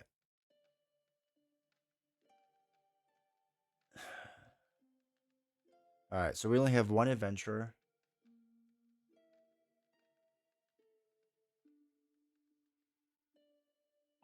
Raise the numeric value with the enemy.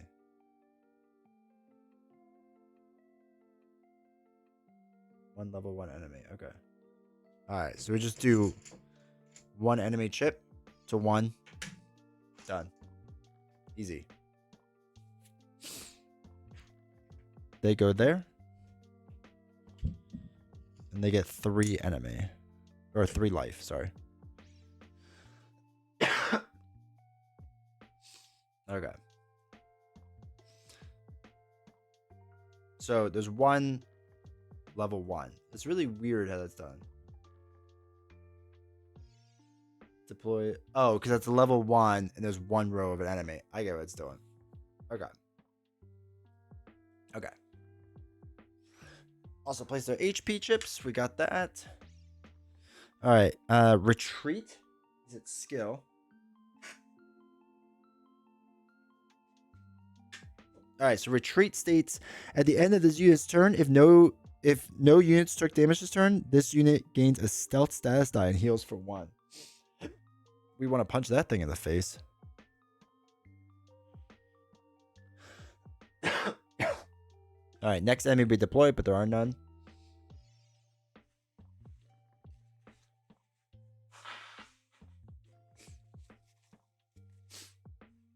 All right, only 1 enemy, so that's all we do. Okay, let's go.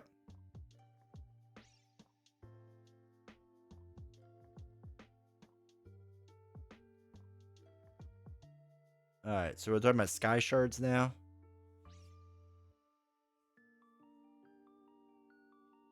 This is sky shard location.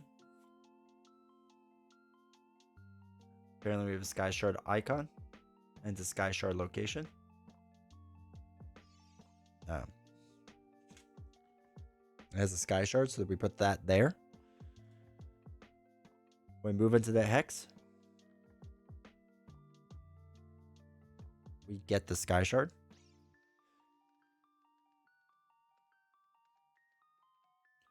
All right. So then we gain the blue part. So when we move into this tile, and then we resolve the first effect. Okay. All right. All right. So our objective is to uncover. Holy cow! There's a lot of moving parts right now. Hey, Canadian. Man, I missed you. My apologies. All nighter now. Absolutely not.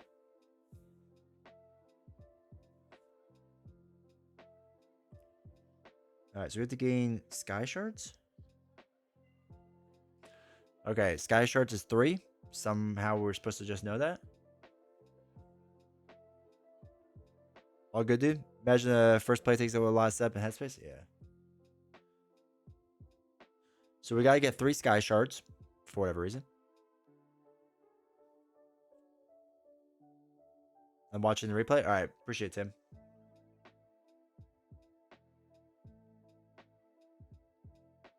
All right, I think what we need to do. We gotta get 3 things. For some reason, we're supposed to know it's 3. Whatever. We also want to get super secret places as well, or whatever. Can't do explore move in the same turn. but triggering at the beginning of your turn is not considered. All right, triggering exploration. Okay. Okay.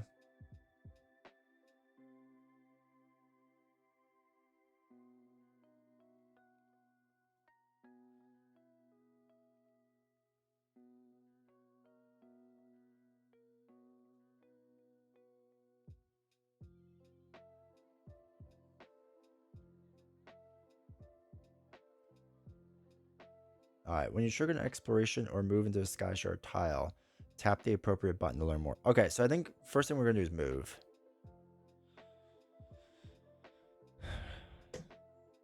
So we're going up to the stamina value, which is 2. We're only gonna move the 1, right? That's all we gotta do. So we're only doing 1.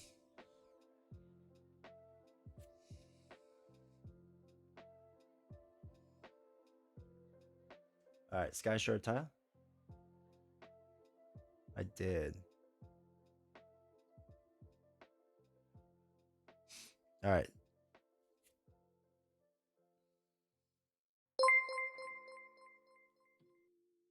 Purple, thank you for your support, dude. Appreciate it. All right, so we gotta get the first thing. What? We gotta put all these in. All right, so gain light fatigue until your cooldown track is full. So we have a lot. We have a lot. It is now full. Okay. Just got into Marvel Champions. Enjoy the YouTube videos about it as I'm learning everything. It's awesome. If you have questions, let me know.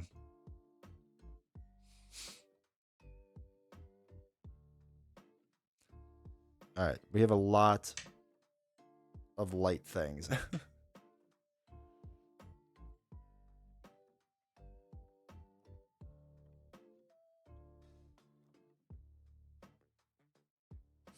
Okay. Okay. Cool. We did that.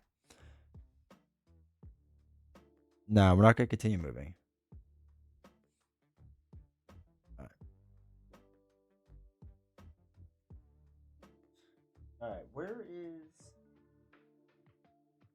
the combat thing? Oh, here it is. All right. Move, engage, class ability, explore, delve only. Okay. So we gain light fatigue, but we don't do that.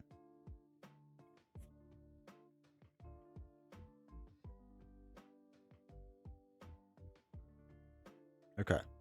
So we don't do that. Our battle form. We might as well be the defense one, right? Might as well. So we're going to do a defense battle form.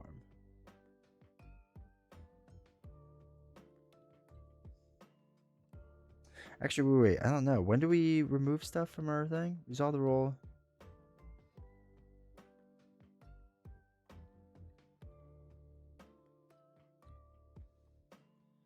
Oh, wait. We really don't want to do anything yet, right?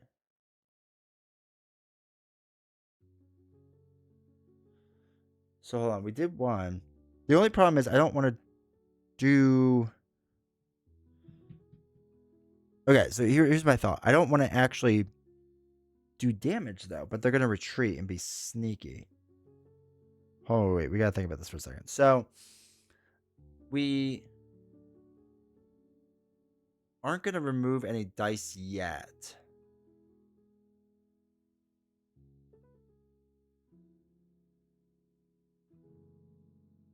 Right? We don't do that yet.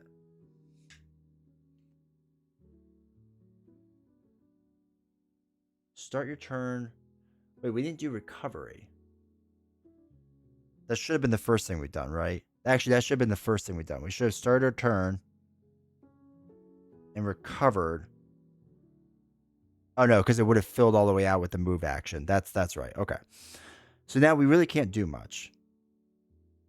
So I think I'm just not going to do anything. And they're just going to do the retreat thing. So the retreat would have them... This turn gains a stealth status die. which doesn't tell us what that does. That's super helpful.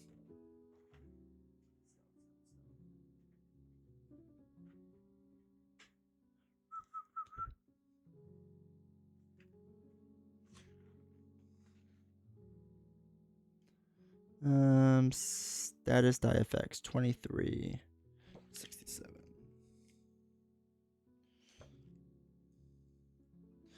So stealth. This unit can only be targeted by opposing units that were adjacent to it at the start of the current turn. After this unit deals damage, this die is reviewed. Okay, so that's fine. He's gonna get a status.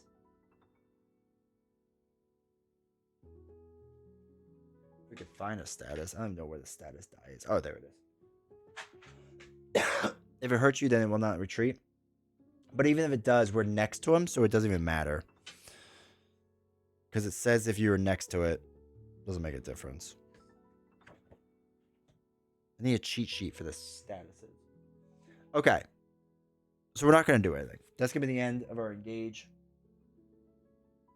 Gather roll dice. I'm not going to engage, I guess. So class abilities. What's our class ability? There are more undefeated enemies than okay, there's not that. So we won't do that. Yeah, it's fine. It's fine. We're going to stay like that. All right, so now the enemy phase is going to go.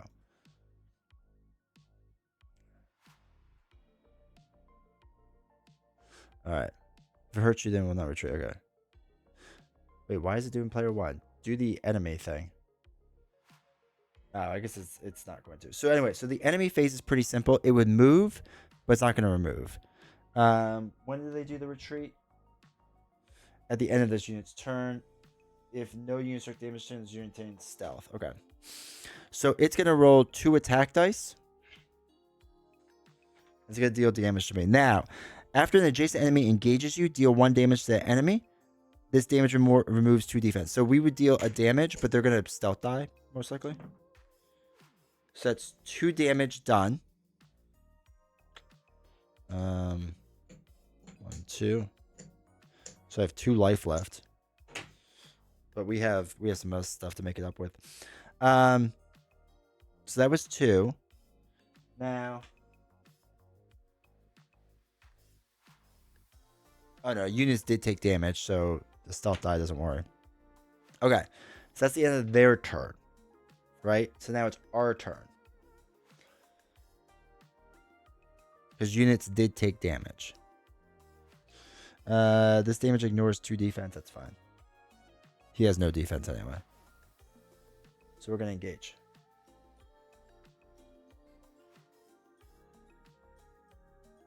Okay. So we're on turn 2 now. So I move the die up to 2.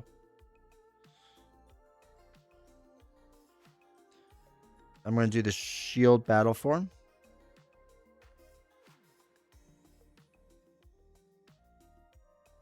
Oh, wait. Start a turn recovery. We never did recovery of the cooldown, right? That's what recovery is? Before I go crazy.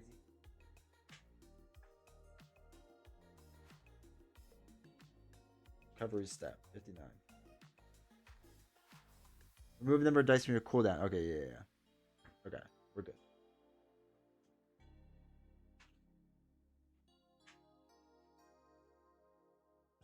Oh, there is a status effect on the bottom of that. Okay. Okay. So we do recovery. Okay. Then we can engage now. So we're going to do that first. So I want to engage. I think we're going to get a shield and a sword. Because they got 2 life left. So we're going to roll them. So we got the shield, which we'll put in first. And then we got the sword, which is the downward attack thing, which is deal 2 damage to your target. All right, we're going to knock this unit out. Done. Unit defeated. Sword requires different battle form. Oh, that's right. That's right. Okay. So wait, what we could do is the regular attack. No, we can't do the attack one.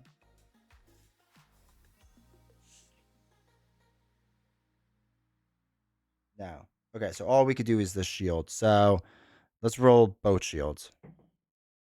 Okay, a 2 and a 1. Okay. That's the end of that. We're not going to do anything else. What's under these? Okay, I think we're done there.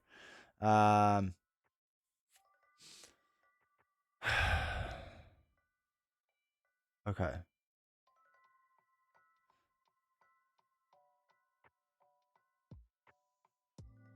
So they would move. They attack.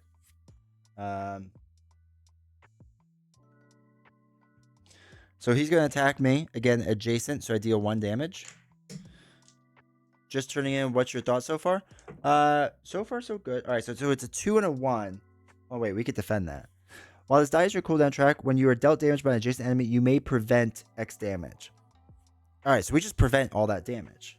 Dude, that's sweet. I like heavy armor a lot. But Heiser, I like it. There's just like a lot of little things, and once we learn those little things, I think it'll be better, but it'll take us a little bit to get there. Okay, so they did the movement. There was no movement to do. They attacked us. We defended all of it.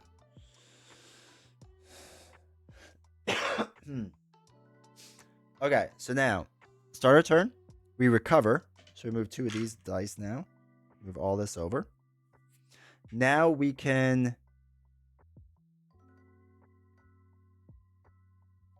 do the engage if we want. Yeah, let's do the engage. So I'm going to switch to the axe. And we're going to choose battle form, declare target, gather and roll dice. All right, so we won't apply the miss. But we'll apply the 1 attack, which will knock it out. So we defeated an enemy. Okay. Units react. There's nothing to react, so we're good. We dealt damage. Well, my Venom Goblin Standard 2, Expert 2 is going well as it sounds. It sounds terrible. The thing is with this tile, were we supposed to put a chip out there for it or no?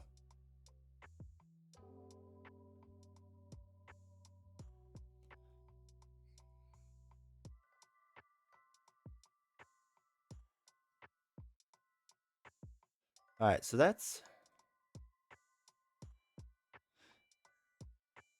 It still goes to cooldown if you don't apply it. I thought it said you don't have to put it in cooldown.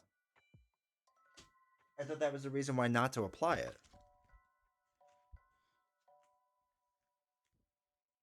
I thought that's what the tutorial said, but that doesn't mean much. But does anyone know? We put an enemy here, but there's an item bag here. Are we supposed to put the item there too? Where the cheat sheet needs a cheat sheet? Dude. It's wild. Game phase. Where's the combat? Battle rules. No, unless Delve card said item on it. Oh, that's right. That's right.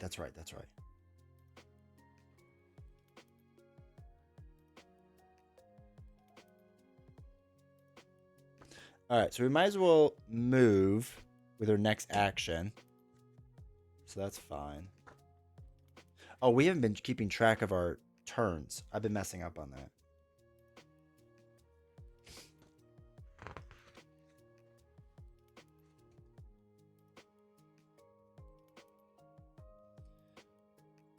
Determine results to resolve. You are not required to resolve a die's result. Some abilities allow results to be modified by rerolling. Resolve abilities. Abilities are resolved 1 at a time in order the player chooses. If the ability deals damage, deal blah blah blah. To resolve a die with a 0 result, exhaust the die and increase your tenacity by 1.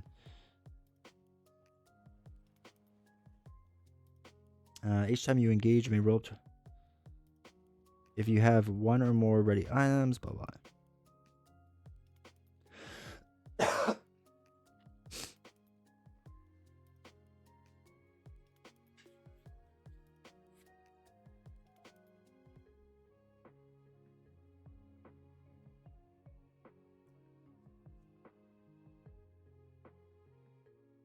Oh yeah, must be exhausted. Yeah, you're right. You're right. Okay, so this was a 0, but this moves our tenacity up 1. Once we figure out how to do stuff with that, well, I know I get the general just how to do stuff with that, but that's fine. All right, so we moved. That was it for that.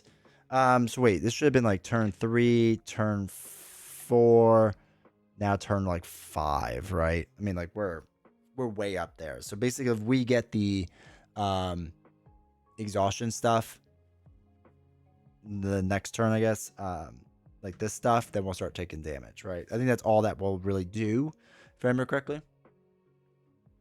Okay, so we moved. Now it's our next turn, so we're going to explore.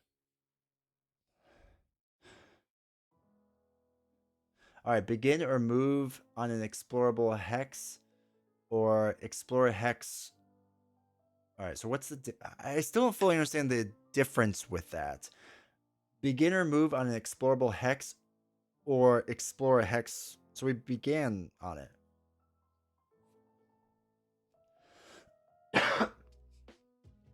So what's the difference? Explore the hex.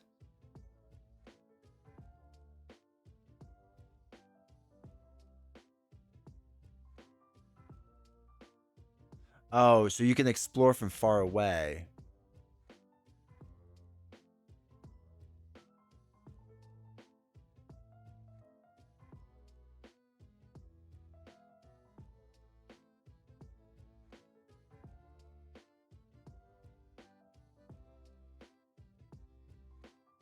Okay. I get it. All right, being on the icon lets free explore. 3 exploration actions let you activate from range, but replaces your movement. Okay, I think I got that. Watery Halls, BMO4 is what they want us to pick. So we're going to pick that one. Oh, good. It doesn't have a thing. All right, so...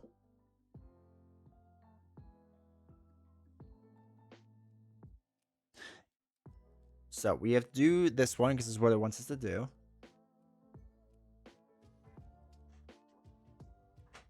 Randomly wants us to draw a tile. I don't think this is the random one it wants. I think it wants a certain random one.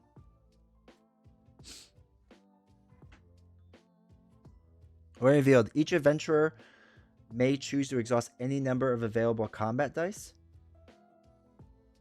Then each adventurer gains 1 light fatigue for each available combat skill die in their attribute row. Oh boy, okay.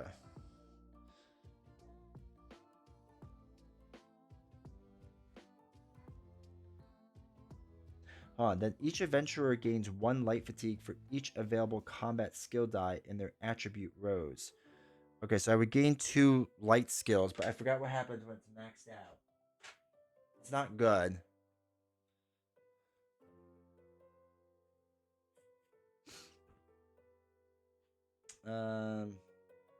Light fatigue 23.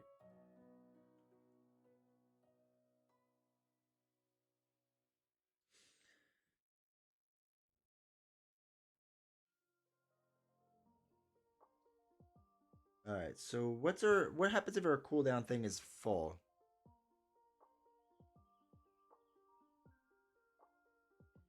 $23. Is it one at a time leftmost spot? Track is full and the die must be placed. That die either must be drained if it's skill set or returned to the supply if it's a fatigue or status die. Ah, so it just goes back to supply. Then replace the rightmost non-over fatigue die in the track with an over fatigue die. The replaced die must either be drained or returned to the supply depending on its type. Oh, come on. So I lose both these dice?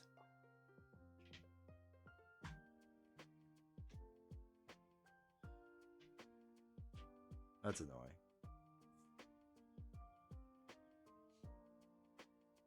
Alright, so...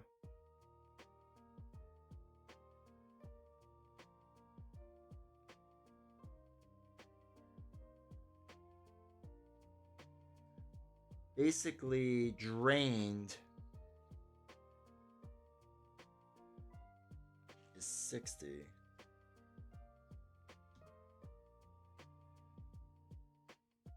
Oh wait, 60.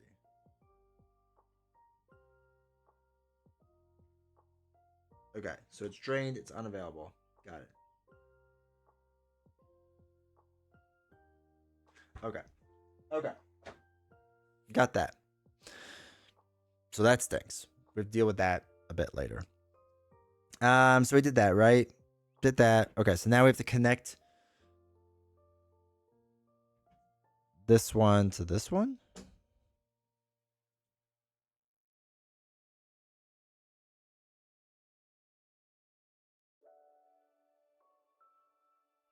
All right.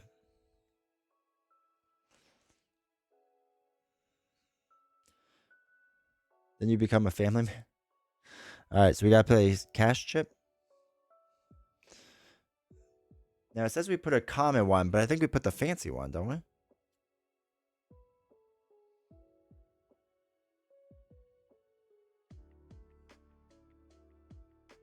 Yeah. So we do the fancy one instead. And we're gonna have 2 enemies.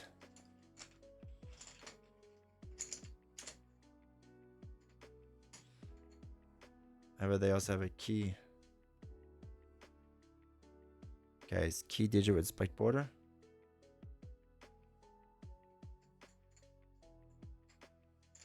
Okay.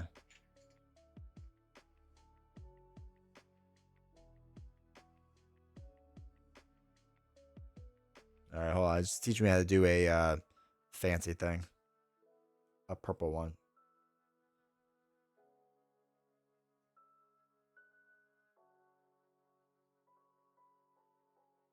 Oh boy. Okay. No, they can't.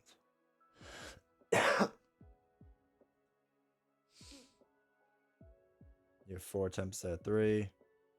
Okay, boy. Enemy chips. We need a 5, which is a bear. Oh, wait. We only have 4 XP, though.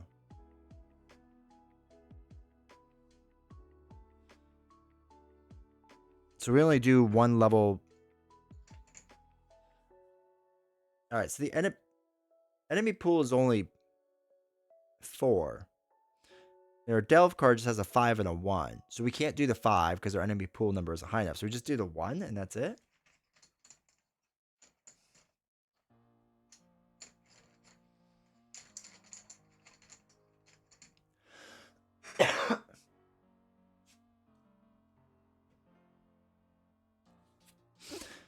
Each enemy's tiles dealt 5 true damage. I don't even know what the traps are.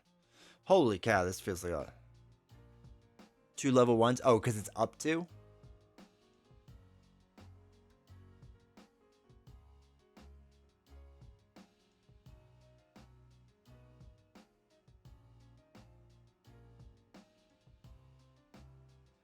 All right, hold on.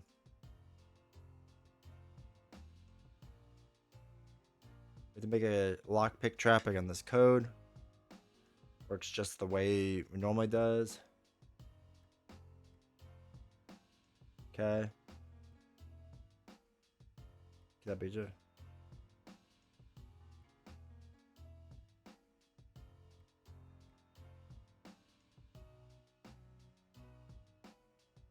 All right, hold on.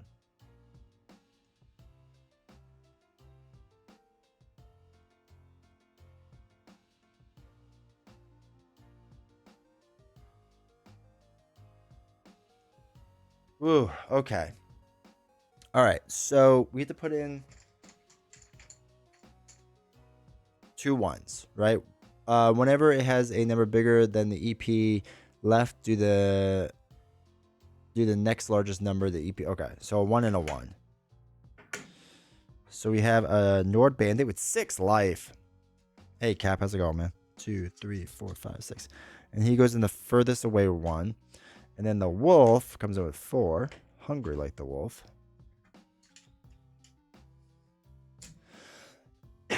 Excuse me. Now, then we do this trap thing right away, I think. I'm pretty sure this is going to go up to 6. Well, I think maybe next round. So I think we do the floodgates right away, right? So we get 2 attempts to roll a 4, 5, 2. Okay, so it's a 4. 1 more attempt. We need a 5 and a 2. No, we failed. Okay. So that failed. We don't have to worry about that. It's a lot of fatigue, I know. Okay. So that was... Oh, God, I can't even remember. Was that both our actions? No, that was none of our actions because we just started. Oh, okay. Okay. Because you started on the hex. And when you start on the hex, it doesn't count as an action. It's only an action when you're doing it from far away. That's going to be confusing to me. That's like that's such a weird way of doing it. I wish they would just like let you. I wish they didn't have the second way. That's all right. That's all right. So, we started our turn. Did we ever do a recovery? No, I don't even think we did that. That's why that throws me off. I think you need to run and gun in one player delve. Fatigue is going to kill you. Yeah.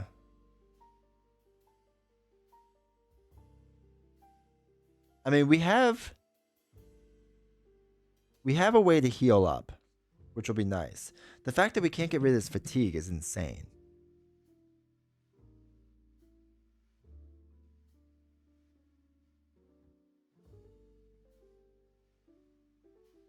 So we can heal, and it will save us a couple rounds. But it's going to cycle right back. I mean, we only have 4 dice.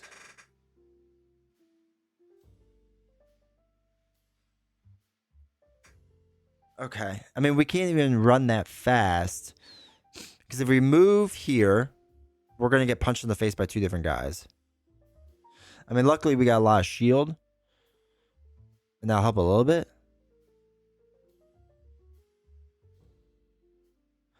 Next round, you take 3 true damage? No. Why? I don't think so.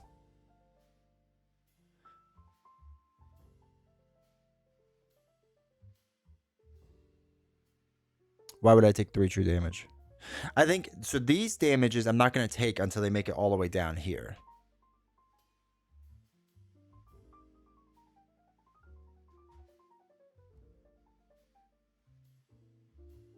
Four if he uses 2 dice.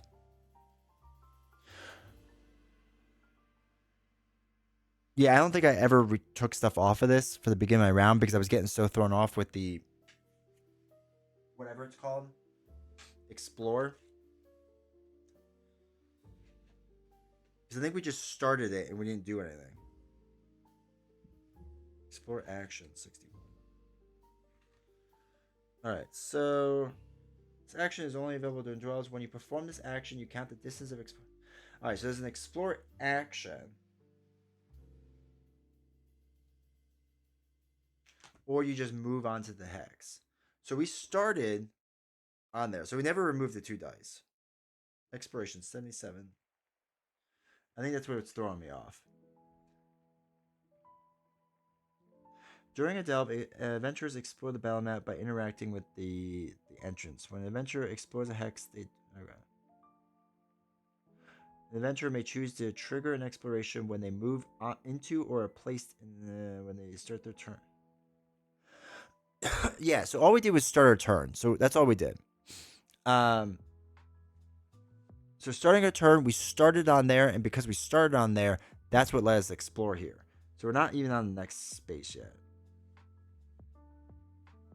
During their turn, an adventurer may choose to trigger an exploration when they move into or are placed into an explorable hex.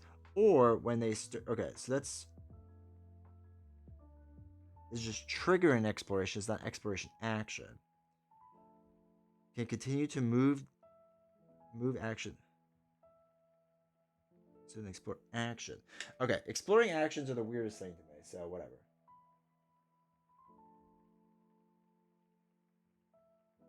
Okay.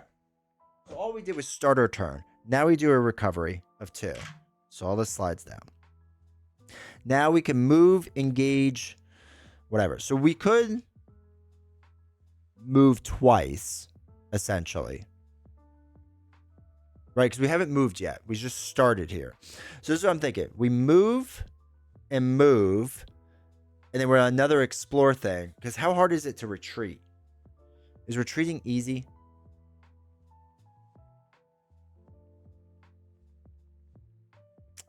If retreating is easy, well, let me look that up. Because if I have to run all the way back, I don't know if that's going to happen. All right. Retreat. that's not even a thing in here?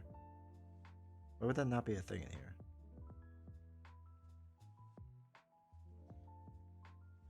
Just finish round, then over. That's it.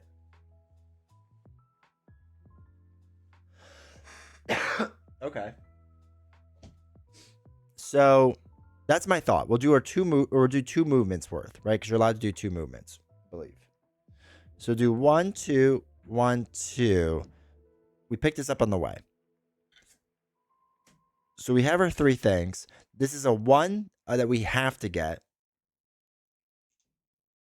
Oh my god. So we have to get a 1 before we do everything else. Then we have to do a 5, 2, and 1. And I believe you could pick up things along the way, right? The caches and stuff like that. All right, so there's our 1. So we got our guaranteed 1.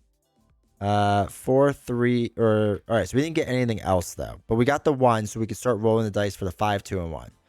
So 5, 2, 1. We got the 1. All right, so that was our second roll. Oh wait, we need a 5 and a 2. We need 5, 2, 2 more rolls. There's a 5. We need a 2. Okay, we got 6. That's no good. So we failed. We failed that cache. All right. What happens if you fail? Yes. No.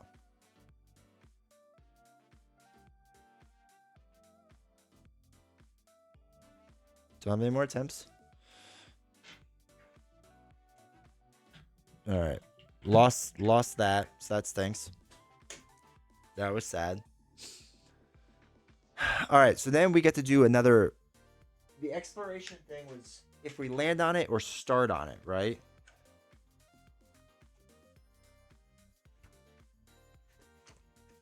I gotta look again. 79.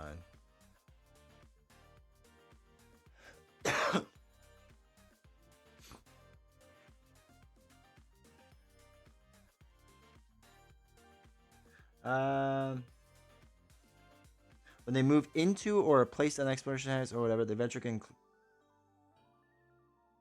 choose to trigger an exploration when they move into or place an explorable hex. Yeah, so we could do that. Okay, so we can now do the next explorer. All right, top card of the 12 deck is Dusty Corner. Oh wait, this goes here, so it's a triple 1.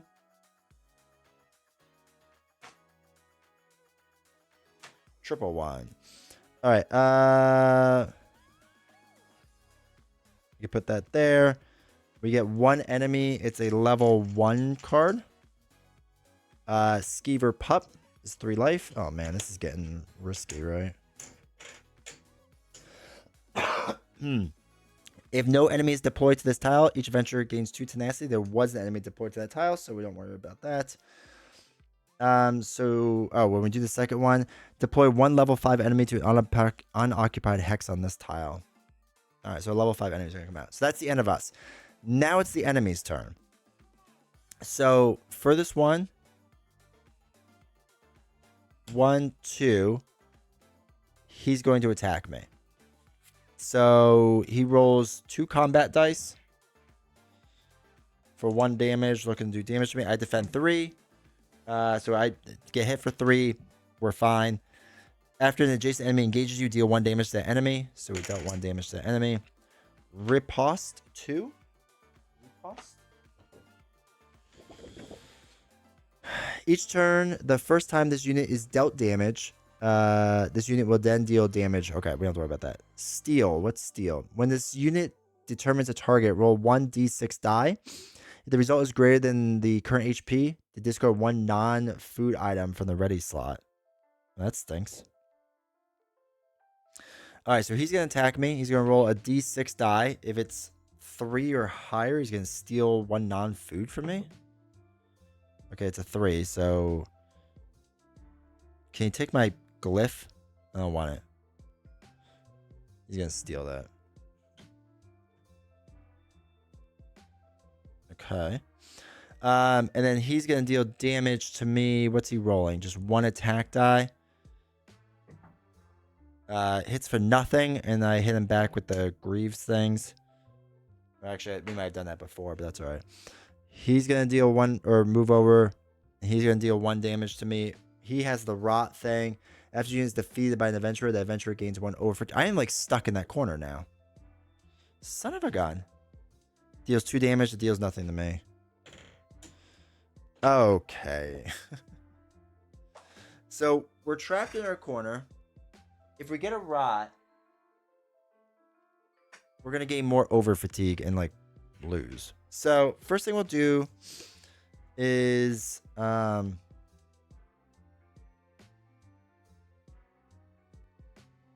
want to all right, start of turn.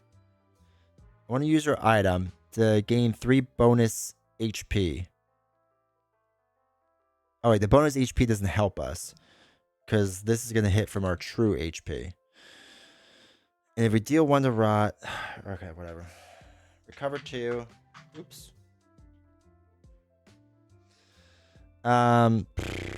Okay. I'm gonna engage with the skeever pup, I guess. This is so bad. Deploy 1 level 5 enemy to any unoccupied hex on this tile. Don't you need to advance the rank? Oh, yeah, we do. Thank you. Thank you. It's at 6. Okay. So he's got 2 life left. I might as well roll this.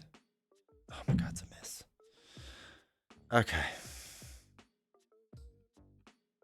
I think we're just gonna have to run away. Add 1 over fatigue and take 3 damage? No, you don't take damage yet, though, right? Wait. I thought you only took the damage when it cycles around.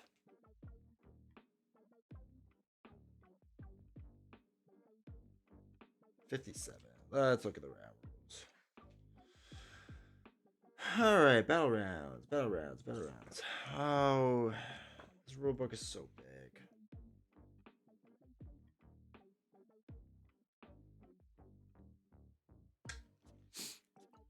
You do at over fatigue rounds? Man, alright, this dice thing is not very good then. Because it definitely didn't say that. Because I was like, oh, I don't have to worry about it then. And that's why I didn't worry about it. Because it said you didn't have to until it cycles back around. Then you take the damage. Over fatigue, where is it? Cooldown track. Oh, cooldown track is my main.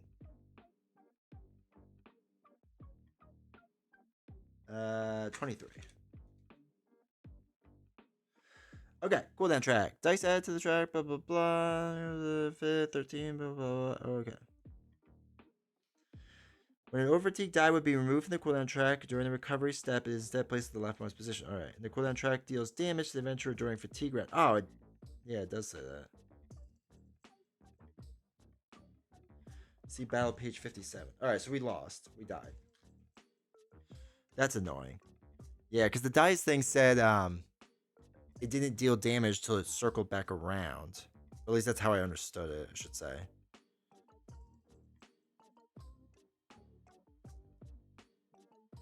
Fatigue damage, yeah. Okay, so we just died. That's too much damage. Alright, so that's really annoying. For this round and take your 1 XP. That's true. Yeah, I would have done that, I guess. Alright, battle map was not fully explored. Alright, so we'll... Because I didn't understand that. I thought that's why I was saying, like, I don't have to wait until it gets all the way to the bottom. Then we're good. So, alright. We'll cheat a little bit. Retreat ahead of time. Leave with their 2 health. 2 remaining health points. God, that was annoying. That was a really annoying track. Okay. These come back, which is nice.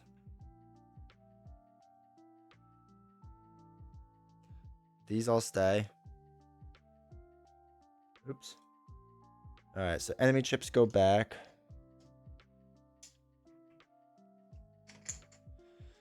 All right. Holy cow. Map goes away.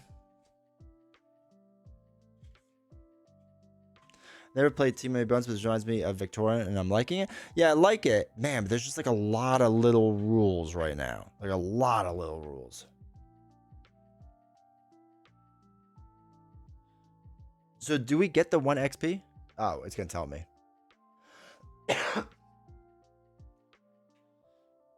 Oh, for each sky shard, we got 1 sky shard.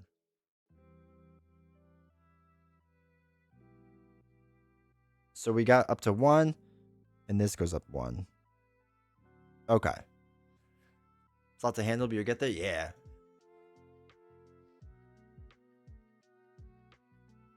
Okay.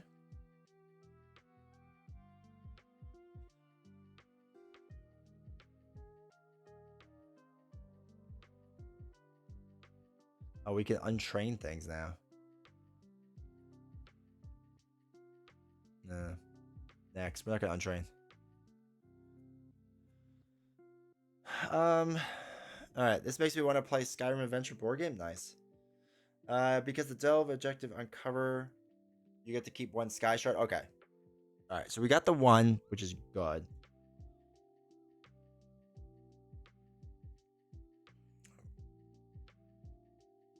I'm going to spend the 1 XP to get 1 extra health.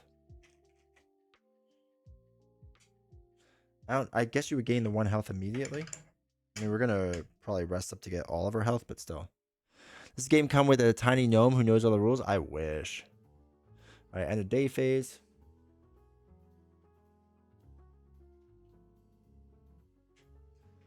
All right. Found a current peaceful card. So we have to draw a peaceful card, which means we are now in rainy weather.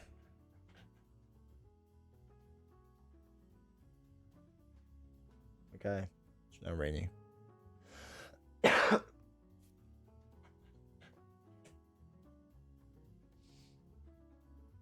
Oh, we cycle to the bottom.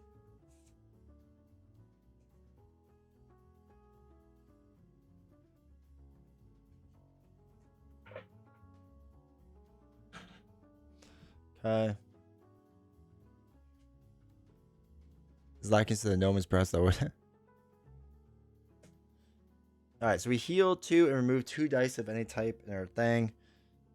Wait, can we remove the black dice? Are we allowed to? Because I feel like you can't do that.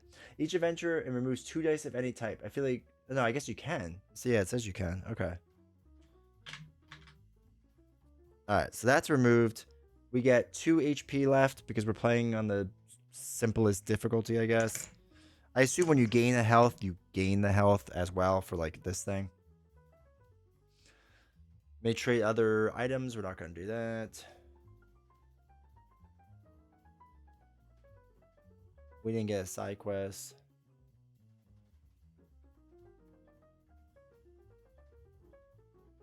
Okay, so now it would be day 4.